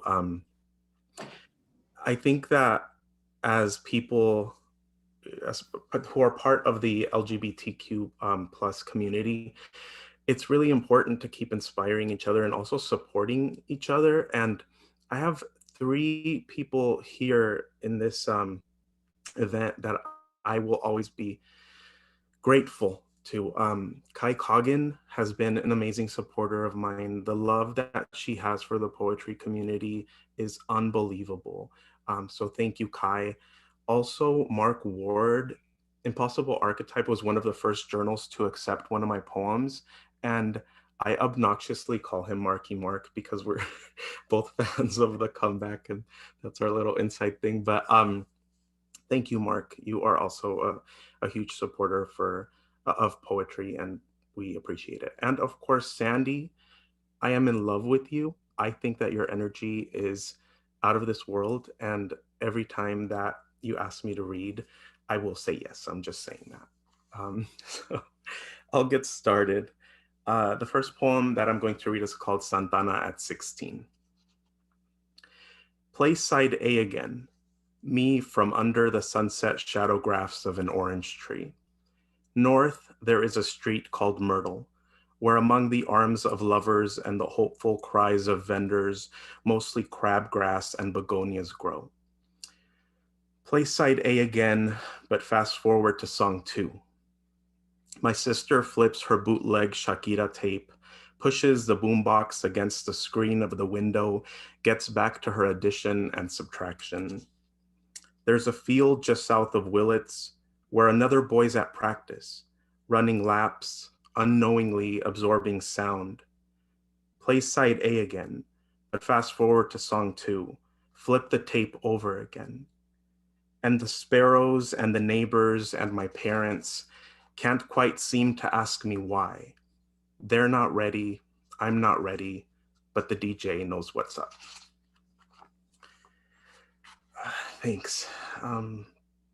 This next poem is called How to Be a Heartbreaker. And I always say this, it's an instructional, but you all don't need help. You've already broken my heart today, thank you. How to Be a Heartbreaker. I am a slow, slow boy, and the ceiling of the room descends bass beating, measuring these men, their grayskull heft, measuring only the belt and the muscle. Picture them evenly matched, evenly skilled, even Steven, block-jawed hard. Imagine them always knowing where the hot blast will hit before the sword is even drawn, a god's aim across the room. And through this summer, I've been pulling myself apart, melting what is left with my version of their fire. The man who knows all of their drinks asks why he's never seen me here before, but the echo of my arm pushing a 20 toward him travels back, finding its approximate shape for weeks. I am changing, reforming to visibility. This is discipline, flexing as a greeting. These are men, God's aim, me soon. A new body prying the slick door open between dimensions, filling a black ceiling with a prayer smoke image, an inversion. Imagine above you a fat-cheeked boy, his belly keeping him there, eternally watching. The next poem I'm reading is called Punto de Cruz. Under the red bougainvillea canopy, he was blessed with faultless vines and blooming yellow floribunda roses. Needles and primary colors warming through the clearings opened up to the Jalisco sun. He came with his mother. My mother says his work was better than theirs. He was alone, distinguished, a good companion. Saturdays, pressing 2 outfits for 8 a.m. mass. Mornings, warming the cinnamon tea for his mother. There was another she knew, and he paid a man for his eyes, his hands, for the grip that the shovel and rake didn't drain. Summers through a screen door and plain wrap beer in California. The steam of his pores made the money he sent past the solid line border grow lighter. My mother saw his wife's hungry mouth zip tight with subtraction. When you left, on the evening she met you and cried, I asked her if those were the only 2 ways she saw me in love, birthright or bartering, and the direction that she'd pushed me in, not teaching me to cross stitch. Thank you. This poem's called Third Shift. I told a gas station attendant that I loved you. It was 2 a.m., you were still at work, and the roadside blooms blew their scent to me. Staggered, blinking, the stars were all heartstrings plucked on navy and black, notes descending, dissolving, shy and disappearing over the coronet of our mountains. By this time, my courage had been spent in a ribbon white rush, in a hotel room whose backcloth was the steady voice of a late night talk show host, spent on the salt and fur of a stranger's chest. And only then did I long for home, for the muted tick of our kitchen clock. Only then was your factory work heavy upon me, the blonde and the gray of your roughening face. This poem is called Hookup Number 1. I drove the 11 miles to your house, and on the way no longer bothered the chaparral or the mountain with questions. I couldn't imagine spring as a wife. In your living room, it was a small framed reproduction of the Newport coast, light and easy, a maze of veined marble tile under my feet. Leading with the light head of a wounded man, more than that 3 days worth, I wanted to say I'd saved everything for you. The warmth of my truck to the things that had buckled and curved in my memory like you have now. And I don't mind that your name was lost to the demand of summer. I still see the warming planter, the bachelor's button fully grown, and there we are, unlimbering the biggest thing we thought we could offer each other. This is the last poem I'm going to read. Thank you all again. Thanks to all the readers and the listeners and Sandy and everyone. Happy Pride. This poem's called Zach Spears Bartends at the Fault Line. We walk in half hexed by sun, the light inside a softer appraiser. The whole place is wet with summer answers. It is 2 in the afternoon. And everyone is low light, going from sermon to hymn, semaphore to boxing drill. We are low light, all haunches and confidence. Let's call each other grown among bodies that say nothing else. Muscle mature, bristling curved, capable. Let's call each other grown in the center of the city, crushed out and ecstatic, flanked by what we say we want. But say you still hear our parents calling into our rooms, our nieces as children. Say you can still feel the chain link fences, the gardenias growing through them. It is early enough. Thank you so much, everyone.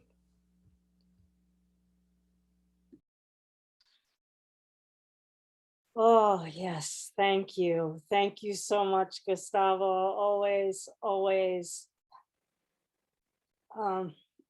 a transcendent experience to hear your work. I just adore your voice and your presence. Thank you. And Thanks of so course, much. the poetry. As well, another of our poets that will be returning because in our new book showcase. So join Gustavo in December to be back for a longer set from uh, from uh, from the debut collection, Flower Grand First. And also thank you for reading in Bloom in April. It was quite the it was quite the blossoming that day. Yeah, for it was sure. beautiful. It was Thank beautiful. you. Thanks for I look inviting me. forward to next time, and happy Pride. Happy Pride. Well, our next poet is Karen Poppy, and Karen Poppy, I appreciate the energy that Karen always brings to the screen, which is, of course, for many the only for so many people, that's been the only way I've interacted is through these little screens. But it has been so great to get to know Karen and Kitty, who we might hear a little bit about, through this platform of poetry, and has read with us in the New Book Showcase and in the National Coming Out Day March, and just so appreciative for how you always step up for poetry and for being such a solid member of this community. Well, Karen's chapbook, Crack Open Emergency, was published by Finishing Line Press in 2020 and has another chapbook forthcoming with Finishing Line Press, Our Own Beautiful Brutality, this year, and will be joining us for a New Book Showcase. Another chapbook, Every Possible Thing, was published by Homestead Lighthouse Press in 2020. Karen is joining us from the San Francisco Bay Area and proudly identifies as non-binary, genderqueer, queer, gay, and lesbian, because identities are complex and multifaceted. And if nothing has kind of shown that to us, it's been through the course of today's reading, which, as I like to keep using that word, what a prismatic window into all that alphabet of queerness we've had today. Thank you so much, Karen, for joining us. And here are your pride bubbles.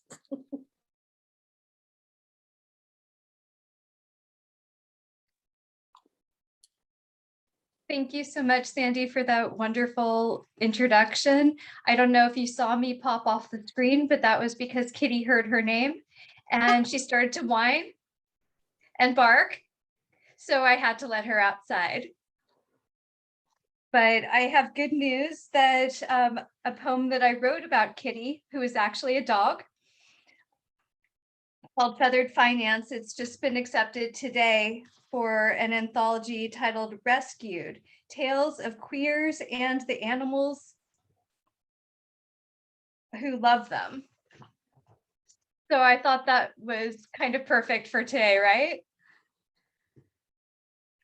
And I'm actually going to start by reading a poem that I wrote during this reading. I was just so inspired, and I was inspired by something that my partner Rachel and I chatted about yesterday. I wrote a poem titled Lemons. So I'll read that first without much editing, so hope it's okay. Lemons. You didn't know before she told you. Lemon juice brings out sweetness of other fruit, allows us to taste mature mouth of sugar. I owe her everything for what she taught you. You and I, we can harbor harsh pulp, envelop rough rind with our lips. We can endure because of what she taught you, what you in turn taught me. We wrap ourselves around each other, taste each other's sweetness. Sun squeezes liquid through gauze cloth, washes our bodies with lemon yellow, preserves us in this moment of hard-won light. Thank you.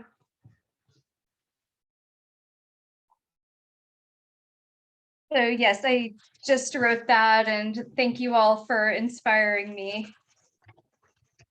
The next poem I'll read is titled Brewer's Blackbird. These are the sweet little blackbirds that have sharp green, yellow-green eyes. Brewer's Blackbird. Graining feathers to clean, black, sleek sheen of purple and green, his own bold colors and oil slick. Subtle, regal, owner of the scene, male of the species. His yellow eye stares at me, handsome and pale, like my grandfather's, and oh, I can see why my grandmother fell so in love, so fast. He too strutted, looked dangerous. We'll have to marry soon. You're testing my virginity. Yes, she actually said that at age 18, 1940. They married and his number came up, drafted by the army. World War II tested them both. My grandfather shot through the face and almost died. Pale eyes startling, skin slack on one side. My grandmother, her eyes red every day. A baby after the war, thank God, another on the way. My father, same eyes. I also have that color. At the moment, I match here eye to eye with Brewer's Blackbird, pale yellow that some call piercing green. This bird, what of his female offspring? Females also medium in size, but plain, brown, and thin.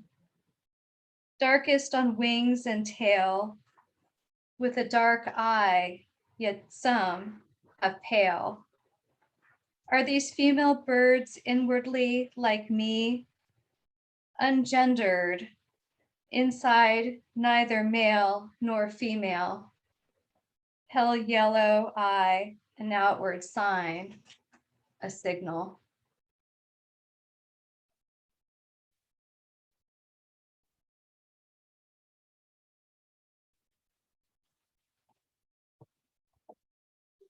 I wrote this next poem recently in March. I was very lucky that for my birthday, my partner Rachel took me to Maui. And I treated myself for my own birthday present to a spa day at a local spa on Maui called Spa Montage. But because of my gender being non-binary, that is, sometimes things are a little difficult in places and spaces where gender is either or. So this is called Spa Pass. At Spa Montage, I pass through, I pass, buffed, shined, polished, and perceived. I pass, my gender, a mirage. Ladies lounge, fresh fruit, water. In their eyes, I display as woman, wahine.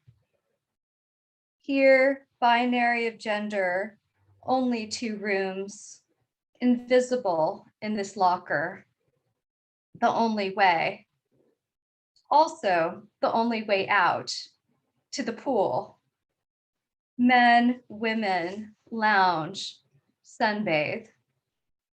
I dive in. Wahine, by the way, is the Hawaiian word for woman. So I incorporated that into the poem.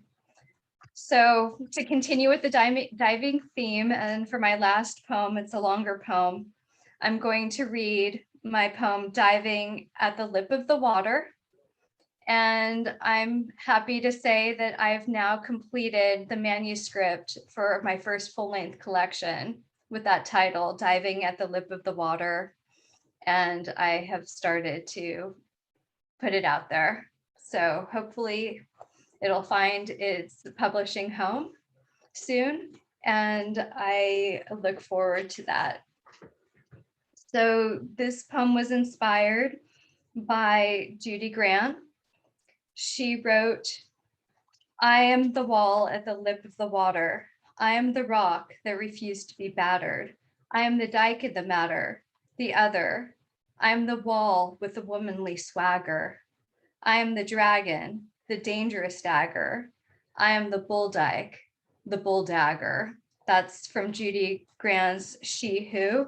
I also wanted to hold up Eruptions of Yannone, which was recently published. And this was published by Sinister Wisdom and Night Boat Books, a new publication by Judy Grant. My poem, Diving at the Lip of the Water, also takes and is a play on words because of the naming of an antelope, the common diker. The common diker, a small antelope named pronounced diker, uses a pair of glands under its eyes for scent markings with a tarry secretion. Dikers run with a distinctive darting and diving style when they flee danger. This gives rise to its common name, which is the Afrikaans for diver, and that's from the website of Fascinating Africa. Here's my poem.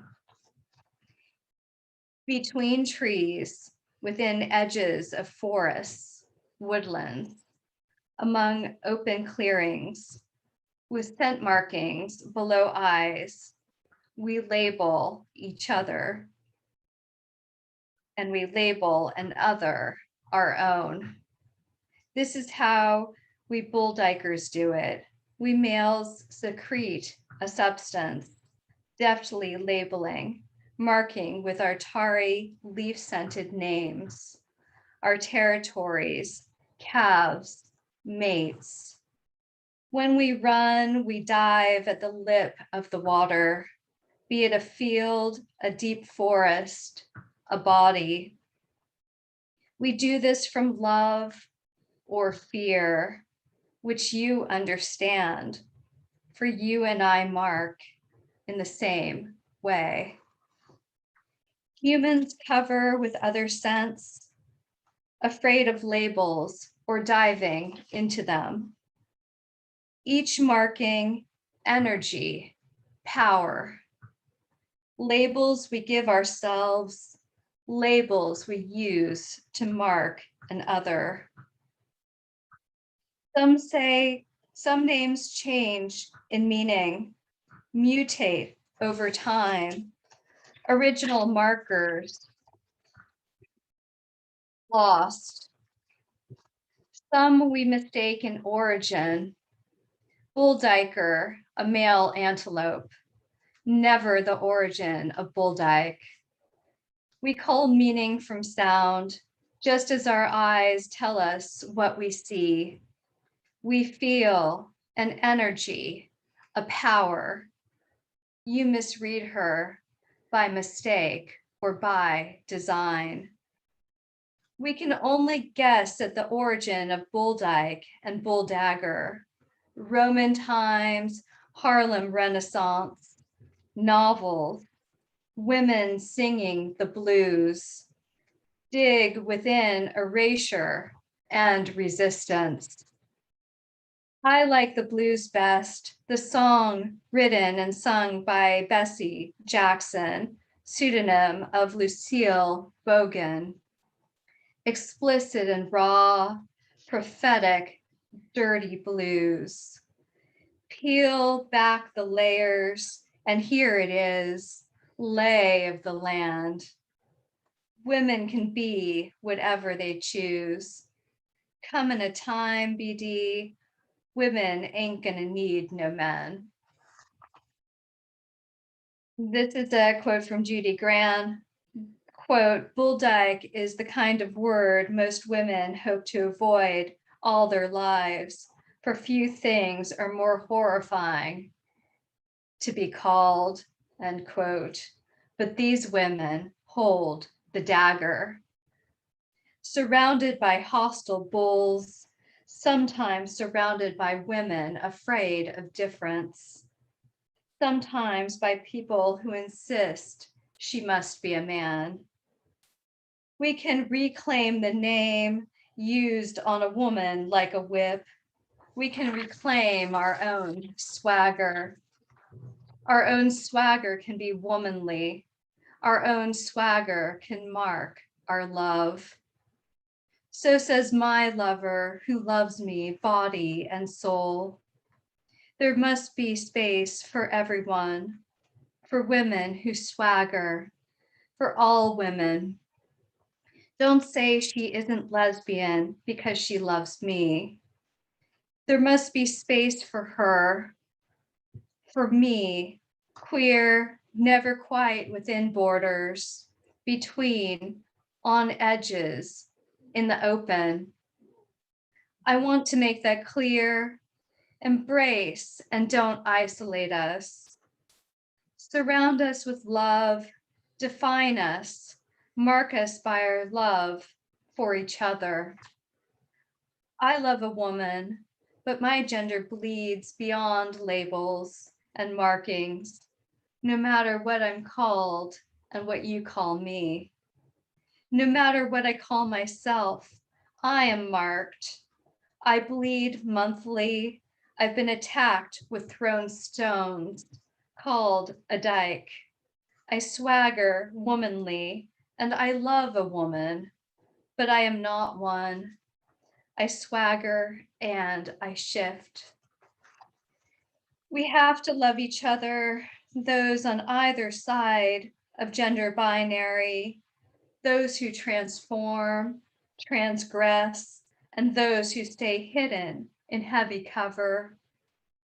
Also those like me who don't fit evenly, who shift and move without gender and within sexuality. Some things, especially hate, can mark you. They have marked me. Call me what you will. I love you as I do, unconditionally.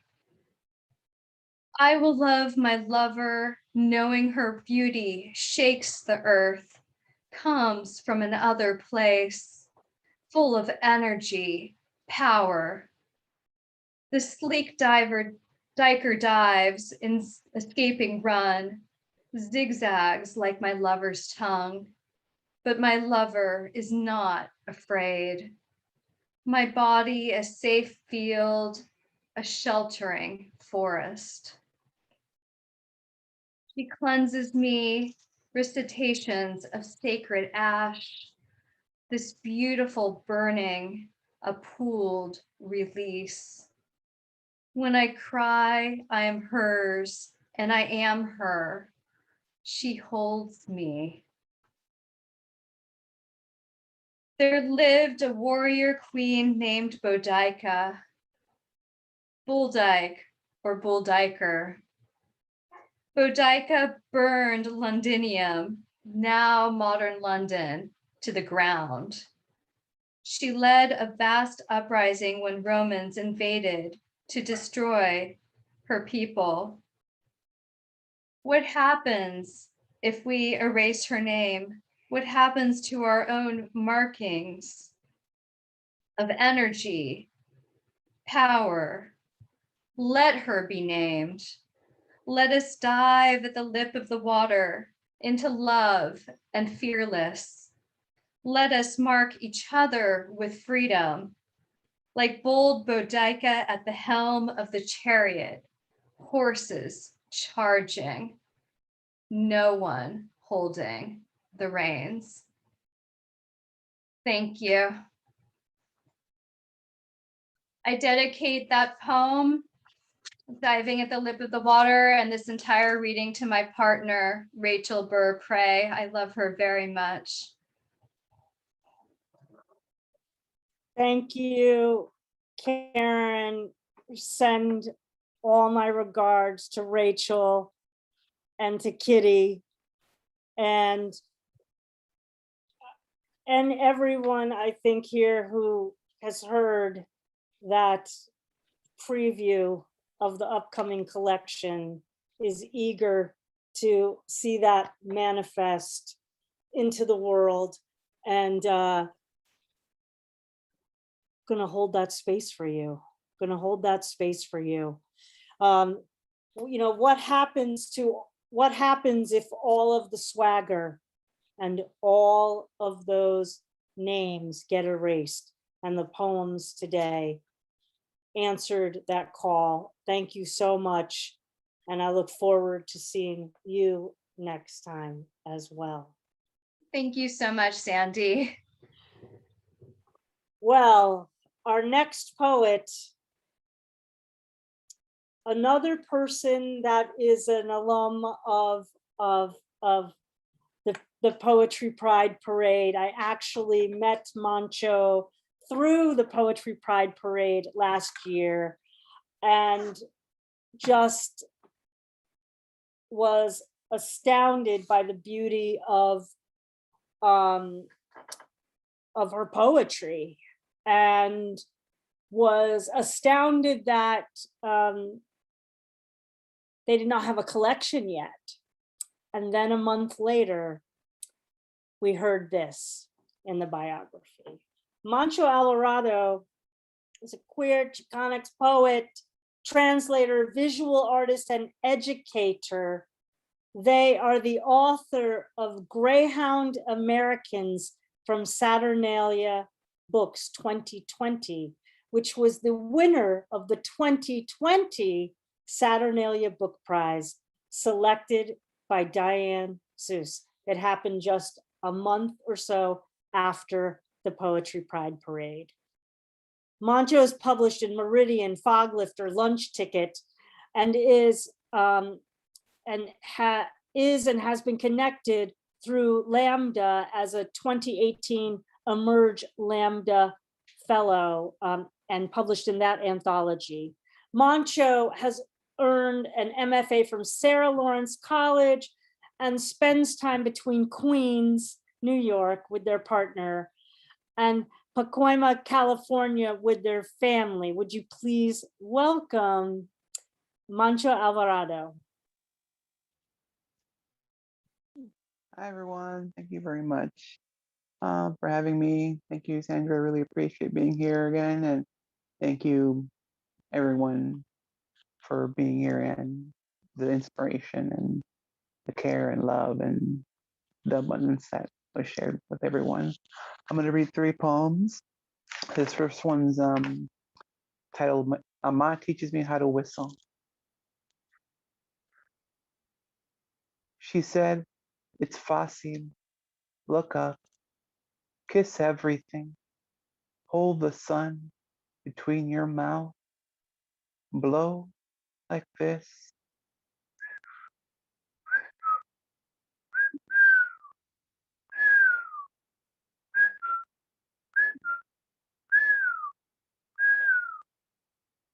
After I told her I was a woman, she wrinkled the space between us by hugging me. She told me, "You confused?" I said, "Is the fire confused when it eats?" And told her I'm going by she, they, and my real name, the one I was born with, not given. She said, "You are not what it says on your driver's license. Ama, gracias for believing in this ordinary phenomenon, like the DNA that made grapes, that made them a million times before, a million times after. I have one in my mouth, how round this knowledge, the gush in my mouth, sweet, tart, and bitter. Oh, Ama, I finally learned how to whistle like you.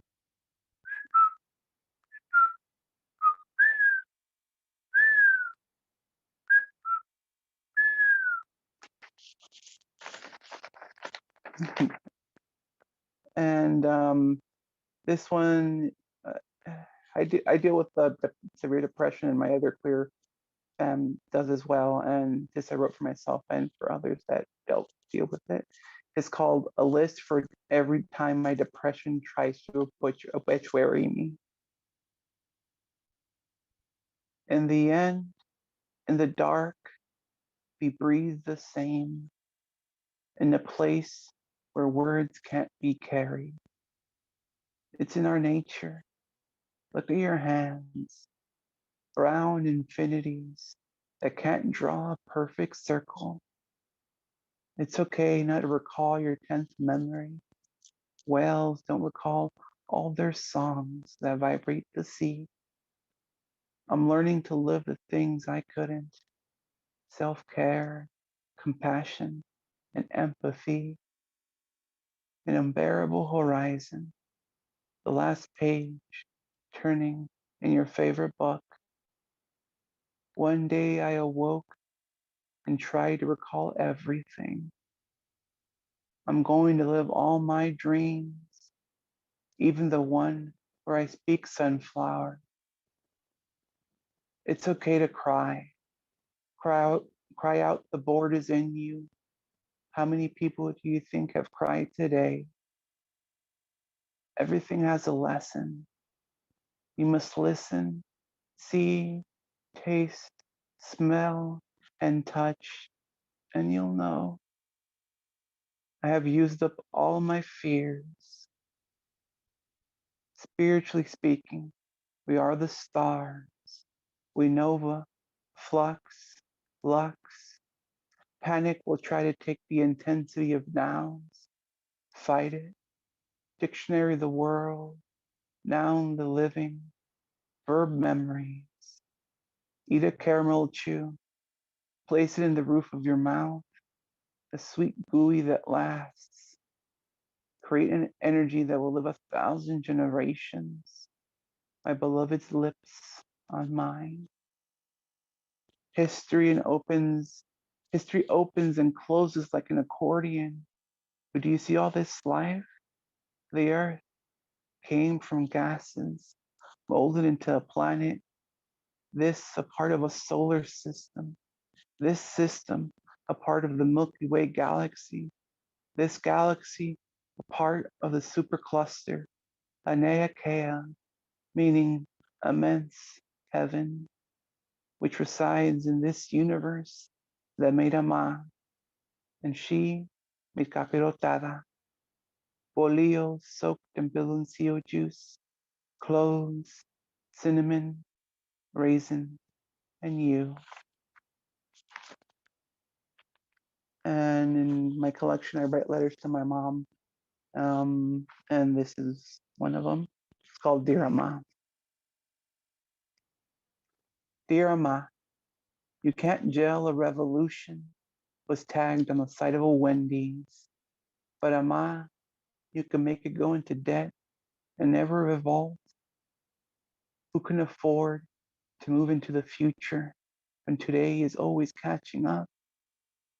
A bite into a taste of home, deep fried dough con azúcar, churros, sold by a couple that look like your parents.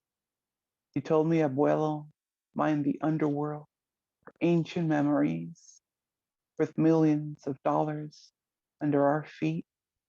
All his years digging cost less than all the minerals he dug out. You asked him, why do we wear the earth? You said he laughed, coughed up his lungs. But looking at the night sky, I want to wear it. That everywhere your dreams are made real, where the oldest things to survive are like a heart with 4 chambers, The flow sings a remembrance to keep us from exiting ourselves, like a promise to stop eating fried food for a whole year, but sopes, tamales de queso y rajas, asada fries. Well, maybe I'll try again next year. And why why do two hydrogen love one oxygen to let us inhale one of the oldest contracts of the universe, air? It carries the smells of everything, like jasmine, lavender, pine trees, a new book when it opens for the first time. There's matter and energy in there, like our final hug when we last saw each other. I still feel it now, the way we held each other, a universe, a womb that creates, births, and emerges, traces tomorrows, the stars. Thank you.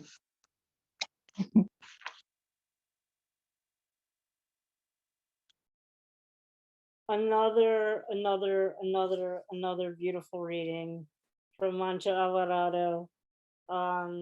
Gracias. And I hope you can see from Moncho and everyone before, and our final reader in Charles Flowers coming up before we go to the open mic,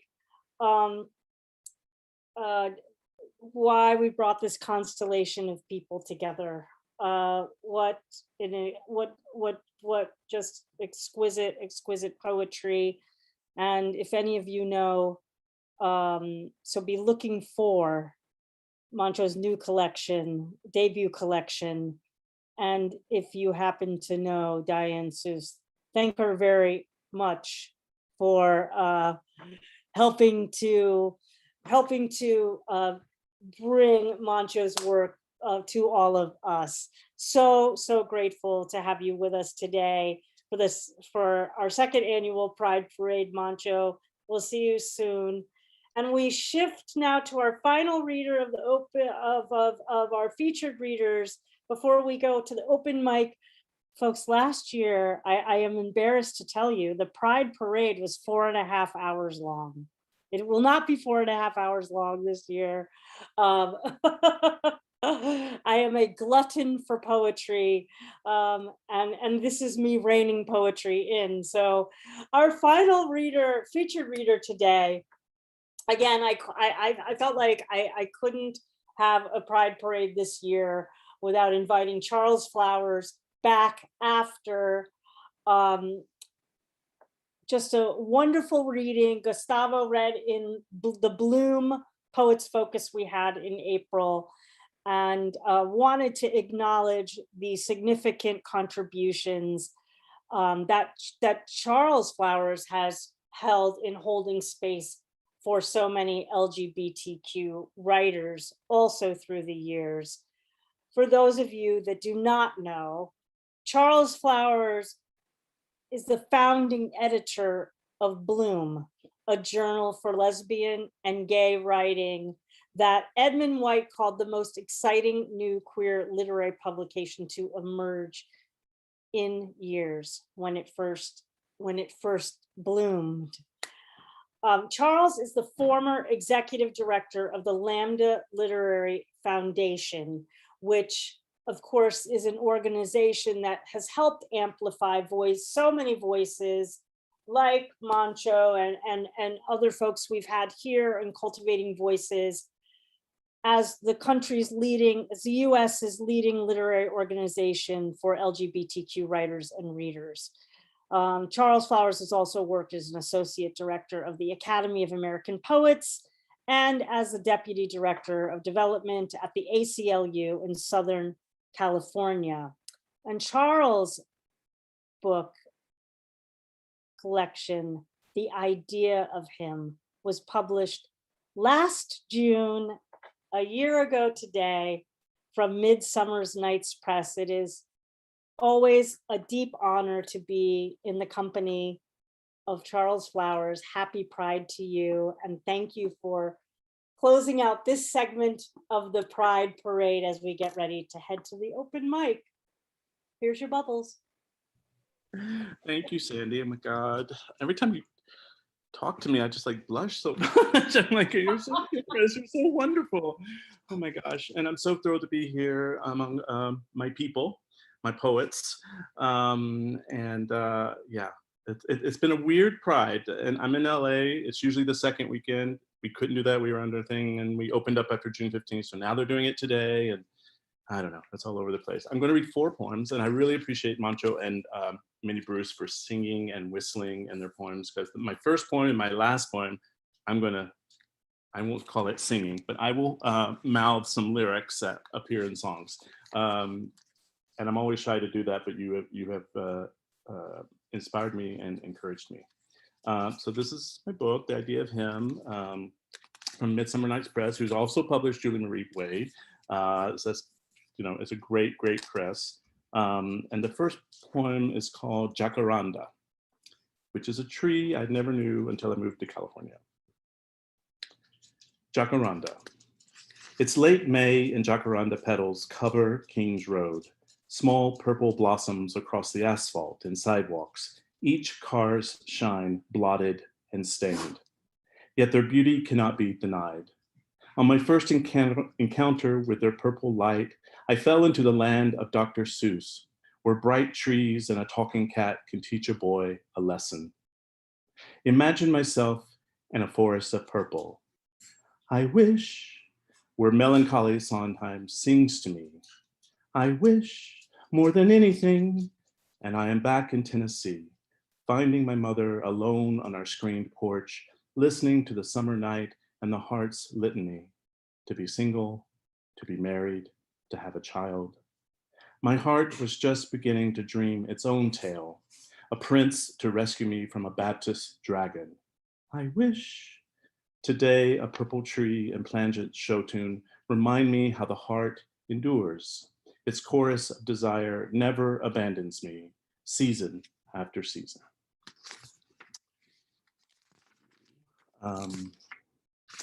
This next poem is sort of about this early love, I'll call it. It's called Pas de deux, which is a ballet term. Pas de deux. 2 bodies new to one another, we fumble after sex, throwing off sheets and pulling them up as we assemble our twice weekly nest. We're not spoons, more like forks, a landscape of elbows and knees, a sea of twisted sheets. We settle only to toss our bodies minutes later into a new pose, huddled, cuddled, a freeze of affection that lasts until an arm goes numb, flesh heavy and cold as slate. But when one starts to move, the other takes up the rhythm, shifting, resettling, perhaps a squeeze, a kiss, as if to whisper, I am here. One final caress before falling into each other's silence. I never care what position we finally assume, as long as we touch, nose against neck, butt to back, some point of contact for the will to drain from the body. Each time he's first to snore, and I'm amazed by those who surrender so soon after collapse, while I still wander, dazed, through the rooms of my heart. Once a boy I love fell asleep on top of me. It was after sex, and in the darkness I whispered his name only to find his body inscrutable, his solid face buried in the nape of my neck. I slowed my own breathing to echo his, and I thought, he trusts me this much.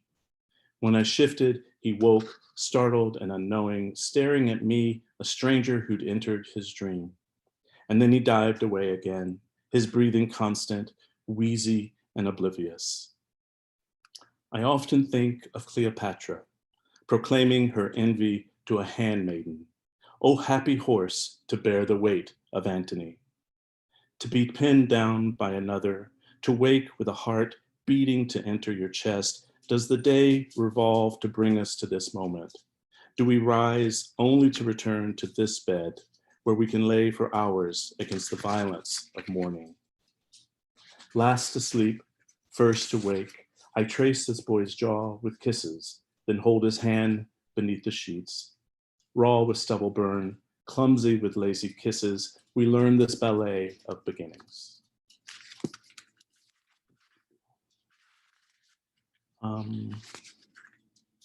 The idea of him is the title of my book, and this is the title poem.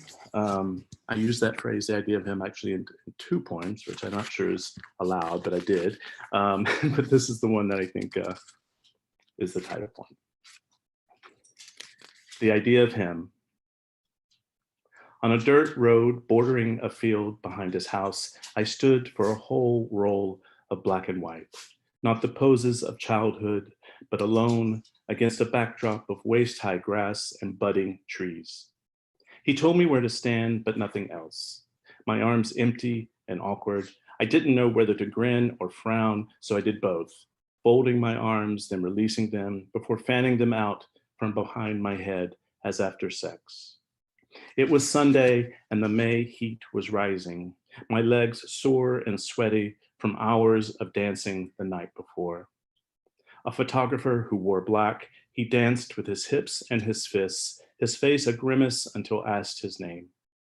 At 4 a.m., we walked past houses of folks dreaming of work and church to the slow negotiation of the front door and first kiss. I was drunk and afraid of my body, his cock wet in my hands, a cry opening into water. I never saw his pictures of me, yet every day I pass men my age then, with the same squint and flutter in their eyes as they move toward what they want. And their hearts, I imagine, are pure. I want to tell them about losing something before you have it or even know what it is. But I hurry past them toward home, as if somebody were waiting for me to open the door and embrace him, or the idea of him. This morning, my desire, thin as mist, lifts from the web of his smile, his green eyes blazing over me, his red, thinning hair, the white ridges of his back, his wrist circling the lens, my face a blur, then distinct, and his. Thank you. And thank you, Sandy, for all the work you do. You are not a glutton for poetry. You are a warrior for poetry. You're a poetry warrior. We should all be in your army. I think we all are in your army. And I'm going to close with, I cannot think of a more appropriate poem than today.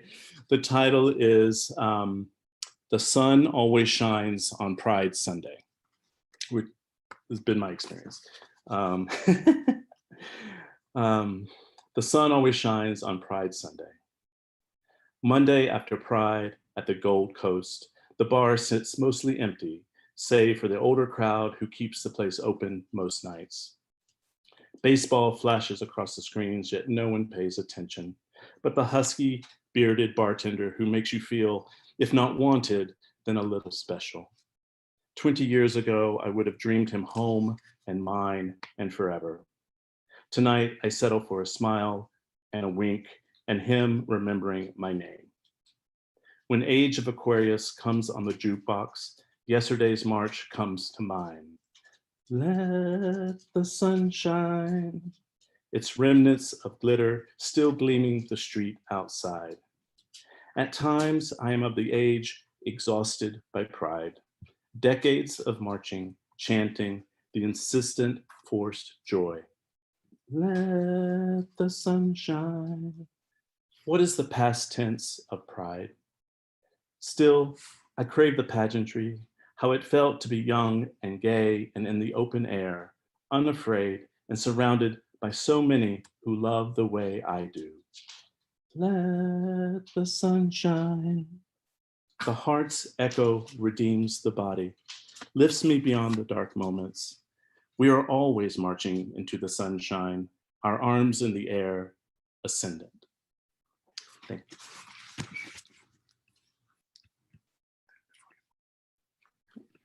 Thank you so much, Charles. We should, I want to put a call out, like everybody in this next year, if you don't already have a pride poem, write a pride poem. And we'll come together next year. and read all our pride poems like together. And I won't call it gluttony. I will just call it pride. Everybody, we've been here with for our featured poets for the Poetry Pride Parade. You know, we have traveled far and wide and heard so many stories, and I want to just take a moment before I introduce Emma Black, who's going to start off our open mic, to thank all of our featured poets once again by name. Thank you so much. We started out with Ann Walsh Donnelly, Coggin, Charlie Dale, Julie Marie Wade, Mary Oishi, Mark Ward, Minnie Bruce Pratt, Gustavo Hernandez, Karen Poppy, Moncho Alvarado, and we closed to finish out our bloom with Charles Flowers. How about we just unmute very briefly and give everyone just our clapping from the side of the parade. Happy Pride! Happy Pride, everyone. Beautiful. Oh my gosh, so much shared. Thank you for all the humanity that is our LGBTQ community. When we remember all the components that make us who we are, all the history and our humanity together. I'm going to turn this over now to our fabulous MC for the open mic. We have, I think, 9 folks reading in the open mic. It'll be 1 poem, up to 3 minutes, and joining us with their own amazing costume, way better. I love what you did, Emma Black.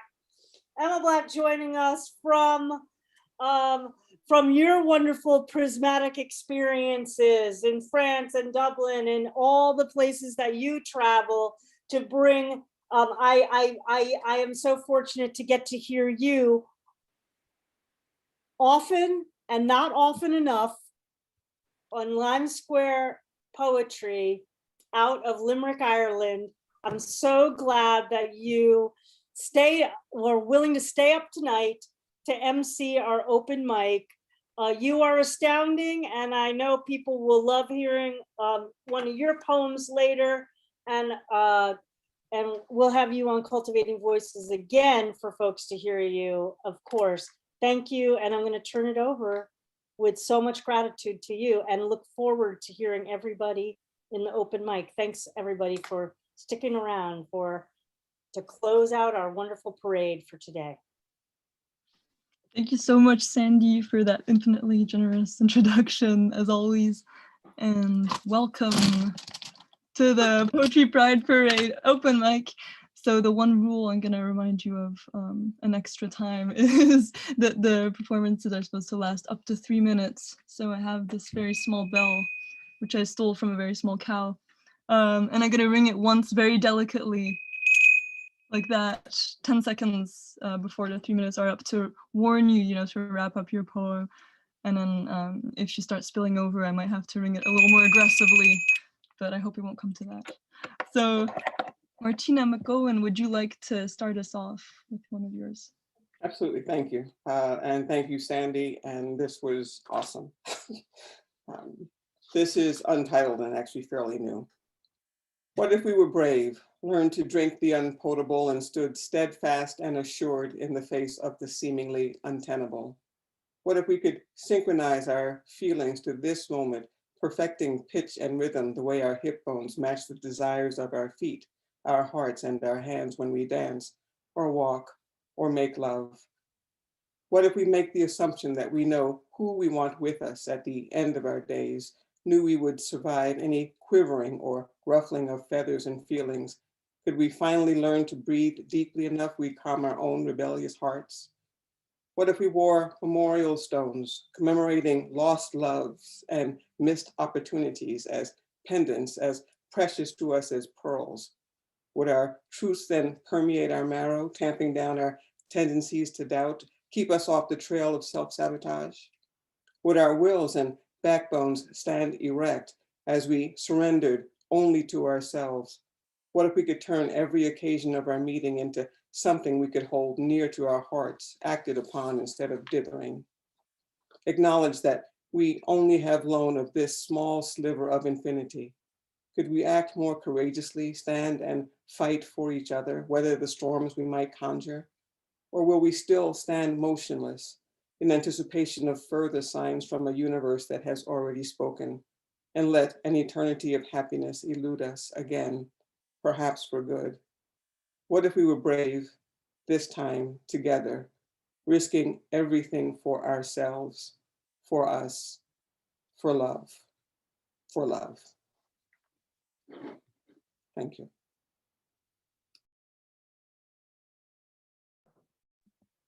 Thank you, Martina. Ray, would you like to read? Oh, thank you. And I'm so nervous because I'm just stunned by everyone's prismatic beauty. And I'll just share one poem that was recently published in Whale Road Review. It's called Half an Orange. I click my pencil. Outside the classroom window, lusty cicadas perform their modulated song. Their ancestors buckled and unbuckled their tymbals across the Roman bridge before this town became Salamanca. Citrus trees cast shade across stone courtyards. The university's libraries hold books older than printing presses, but it is under fluorescent light that I learn the words for soulmate. Media naranja. Rind stains my hands, pulp bursts when I split the fruit, fibrous pith sliding under my fingernails. Not quite a platonic symmetry. But that evening, in an internet cafe filled with humming machines and homesick foreigners, I email my beloved. Longing has stained orange and sugared my fingers. I tell her I miss the points of her hips, angles of clavicles, nighttime grove of mouth, blossoming implicature of tongue. Thank you.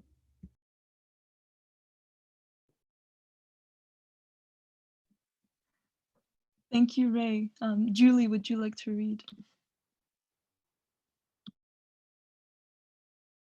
Oh, Julie, I think your mic is still muted. Sorry, I'm really nervous. Okay, I'm going to read a persona poem from my forthcoming collection. And I'd like to provide a content warning. There's mentions of cancer, just so people know ahead of time. Poem of my life. Driving back from the oncologist's office, I stopped at a roadside diner to write you the poem of my life. I had intended to go straight home to you, heat the good kettle to steaming. I would have sat you down, overlooking the garden, the impossible bursts of color we spent years cultivating, and broken the news over ice lemon pound cake. I had thought to reminisce about the Pride March that brought us together, our raised fists captured in black and white for posterity, the hum of the after hours club, where we slow danced breast to breast beneath dim dust-filled lights, knowing we could be rated and not caring. Everything that came after in your rented room, so sparsely furnished, it seemed naked. What we found and all that we lost along the way, the loved ones who stopped loving us, the lies we hissed through gritted teeth in order to land jobs or keep them, the slurs spelled out in spray paint on our front door, the stones that shattered windows, the sticks that broke bones. We weathered all the storms together, got married in our 60s, our kiss captured for posterity, this time in rainbow colors, displayed like an Olympic gold medal all over social media. We had made a pact to die of splendid old age in a single breath, embraced on a bed of petals. And now this, a fight we cannot win, no matter the strength of love we brandish. So please forgive my tardiness today, but I needed to set these words to paper. Let the ink weep for a spell before laying my head in your lap to say goodbye. Thank you. Thank you, Julie. Just a reminder to put all of your info in the chat, all open mic readers, if you'd like people to be able to find your stuff, don't hesitate. And now, David, would you like to read? Yes, thank you. I just unmuted myself. I have a pantoum called Butterflies Just Out of Reach. And basically it's one man's journey to pride. Butterflies just out of reach. I am not here to make you comfortable. The mothers raised me otherwise, of course. Do not disturb your elders, they declared. Say yes, sir. Say yes, ma'am. Do as you're told. Of course, the mothers raised me, or else, they said. The belt was handy, the reflex slap. I said yes, sir, and yes, ma'am. I fell into line. My father's eyes did all the rest. His belt was ready, his backhand too. There was no give in daddy's love. My mother's eyes did all the rest. I tamed the wild inside, or should I say, I tried. Knowing they loved me, I gave myself no quarter. When I confessed to the priest, I prayed for prayer to tame the wild inside. I tried. I say I tried. My hands like butterflies the while, just out of reach. When I confessed, the priest prayed I be delivered from the sin of touching a body just like mine. My hands reaching, touching, free as butterflies released and trapped, released again. Decades of this dance, touching a body just like mine. Sinless, 3 men who loved me taught me so, untrapped me, released me, danced me free. To one of them I said, I say, I do. 3 men who loved me taught me to let go of what the old ones might declare. To the elders then I say, I've said I do. I am not here to make you comfortable. Thank you.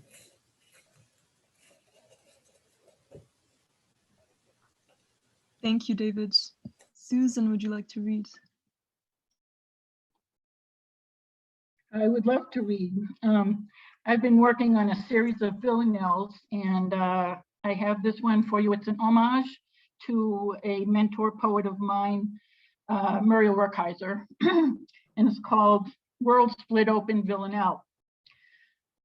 This is the world of the truth being told. The world split open and free. Yay, Sandy. This is the world of the truth being told. The world split open and free.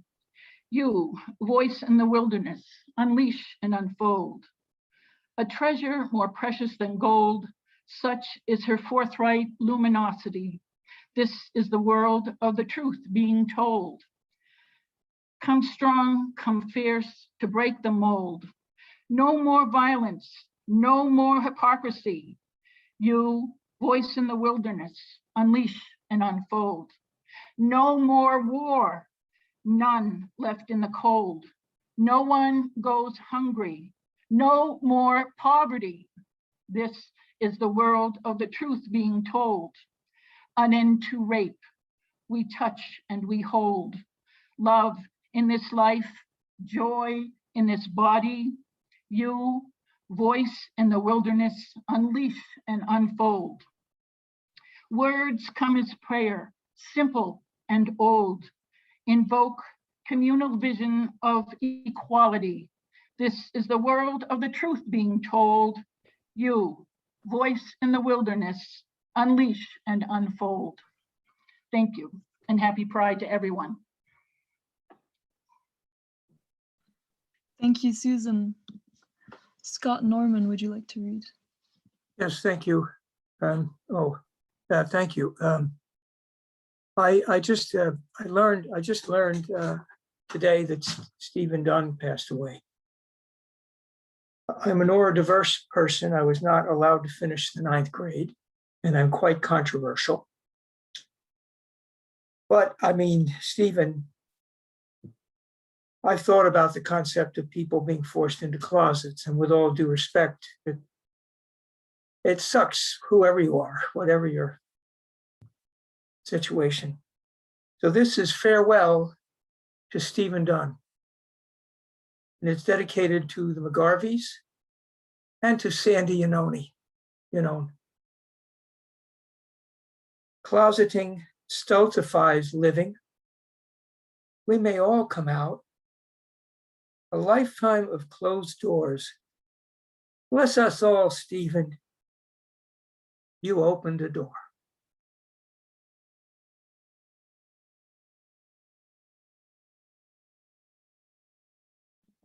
Thank you so much, Scott Norman.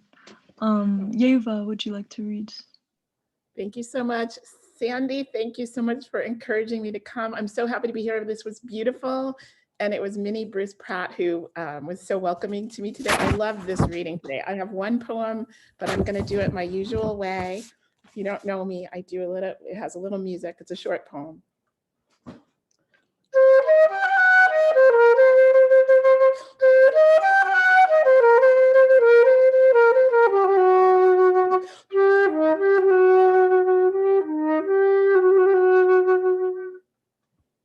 Queer poem. I'm not going anywhere, but I resist having to shove my pride into this 30-day designated time. I'd rather spread it out thick on all 365 days and nights every year. Besides, this is the month to remember Tiananmen Square, to think of one Dawn and the others who survived. It's the 5th anniversary of the Pulse nightclub massacre. My own Club Q, another tiny box with no exit at the back, has been shuttered because of a pandemic and not a gun's strife. But I remember both every time I pass through the Castro. It's also Juneteenth, when I remember how emancipation was so cruelly delayed. And for more than 20 years, I'm missing the loss of my father this month. So there's pride and delight in every type of queer love, and there's sadness and anger because the world is not quite right. We have a finite time to dance or parade. So at this cusp of summer, I celebrate and remember my sadness and anger and pleasure and pride. And I choose my rainbow curtain, quilt, flag, or life every day I have left before I too slip away.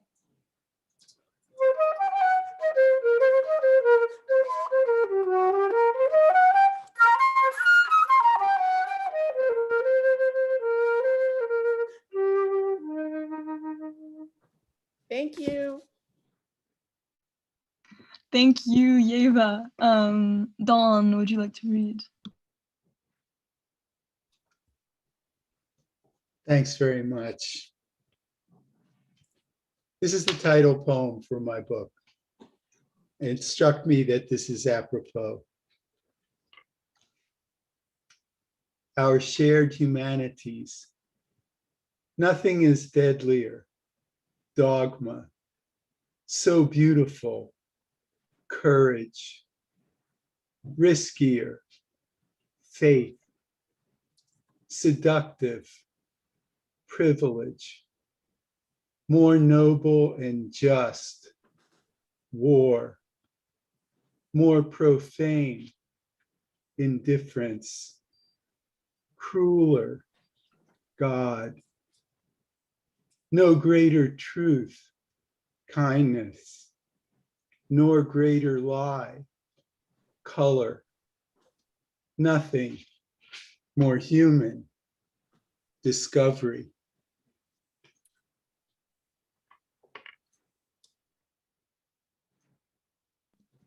Thank you, Dawn.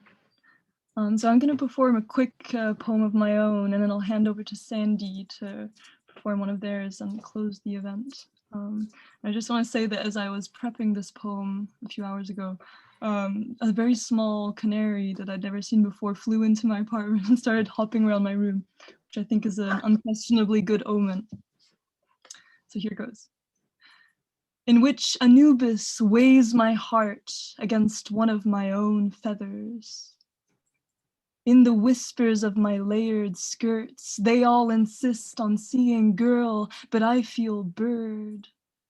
I stoop under the shelter of my hand-embroidered feathers, bunch the colors to my hips because I always sit crouched on the pavement, picking up some shiny treasure I found.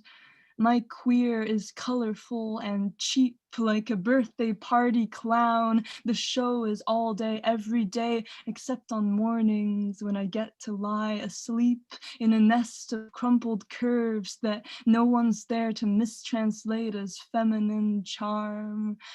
I am a woman in the same way that a water-growing dinosaur can brush the glass ceiling of the science museum. I sit on fences, perch on chairs, and make a big deal of picking every side.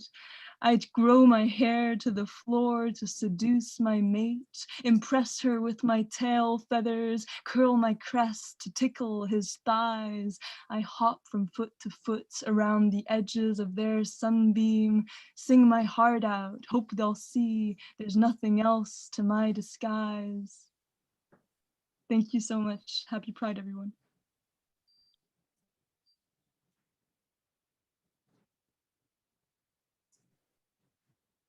Thank you so much, Emma, and thank you to all of our open mic readers in the Poetry Pride Parade. Each of you a tremendous float, and we even had the band for a little bit. I'm gonna close us out with actually the final, the closing poem in Votes for Women. I'm a little daunted to be reading a villanelle after Susan's villanelles, but I'm gonna give it the old Pride try here. So this is called The Girl Who Catches Everything. We have all the time in the world, in pants pockets, in the space between our breasts, on our tongues, and in the future twirling over us, like a girl's fire baton hurled into the stadium sky. In her hands, she will catch all she has all the time. The world will not throw her off balance, despite the swirl of the crowd anticipating her drop, the stress on the edge of every tongue. In the future, twirling naked in bed, we will remember these baton girls we did not risk the chance to undress when we had all the time in the world. We will remember their hair, every curl we did not allow our fingers to address, or our tongues, or the future twirling away from their spectacular bodies. We will pearl our lives with each minute lost. The rest we will have. all the time in the world and on our tongues where the future twirls. Thank you so much, everybody. A few final thoughts as we close our grand Poetry Pride Parade today. And what an afternoon, evening it's been. You know, thanks to all our readers, our featured readers, our open mic readers. We can never have a reading like this without opening up the open mic. So I'm so grateful. And of course, to our guest MC for the live open mic. Oh, Emma Black. Oh, thank you, Emma. Just wonderful. Always just love hearing your work.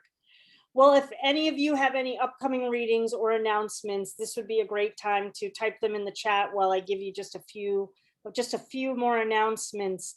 Next Sunday, we're actually going to return here in the US. It's the 4th of July, and we're going to have a fireworks display of poetry with an all open mic reading. So come on back. Read another poem, tell your friends who are, hankering to read, and we'll see what we can do. I want to remind all of you that also on the 4th of July, that Charlotte Mew chapbook contest from Headmistress Press closes. So if you have a manuscript and want to submit that, Headmistress Press is open, eager to read. To read your manuscript. This year's judge is none other than Julie Marie Wade, who you heard today. And the first prize winner will receive $300 plus 20 copies of the winning book, and will return next year and be one of our headliners here at the Poetry Pride Parade. And all entries will be considered for publication. Well, we return after the 4th of July with our new book showcase on July 11th, and on July 18th, we come right back with another open mic opportunity with our focus of translation, with features currently Peter O'Neill and Nina Kosman, and a call out to all of you translators to come read your work on the live open mic in what I hope will be a kaleidoscope of many languages. I want to truly, deeply, madly, pridefully thank all of you for joining, Emma and all of our features and all of you in the open mic and everybody in Facebook who's been watching live for today, our second annual Poetry Pride Parade. May we go forth well into the year to come back for our third year. And thanks again to Don Krieger for being our production wizard, and Kim Ports Parson for being our promotion goddess, and Kim will be posting again tomorrow all the links for our featured poets.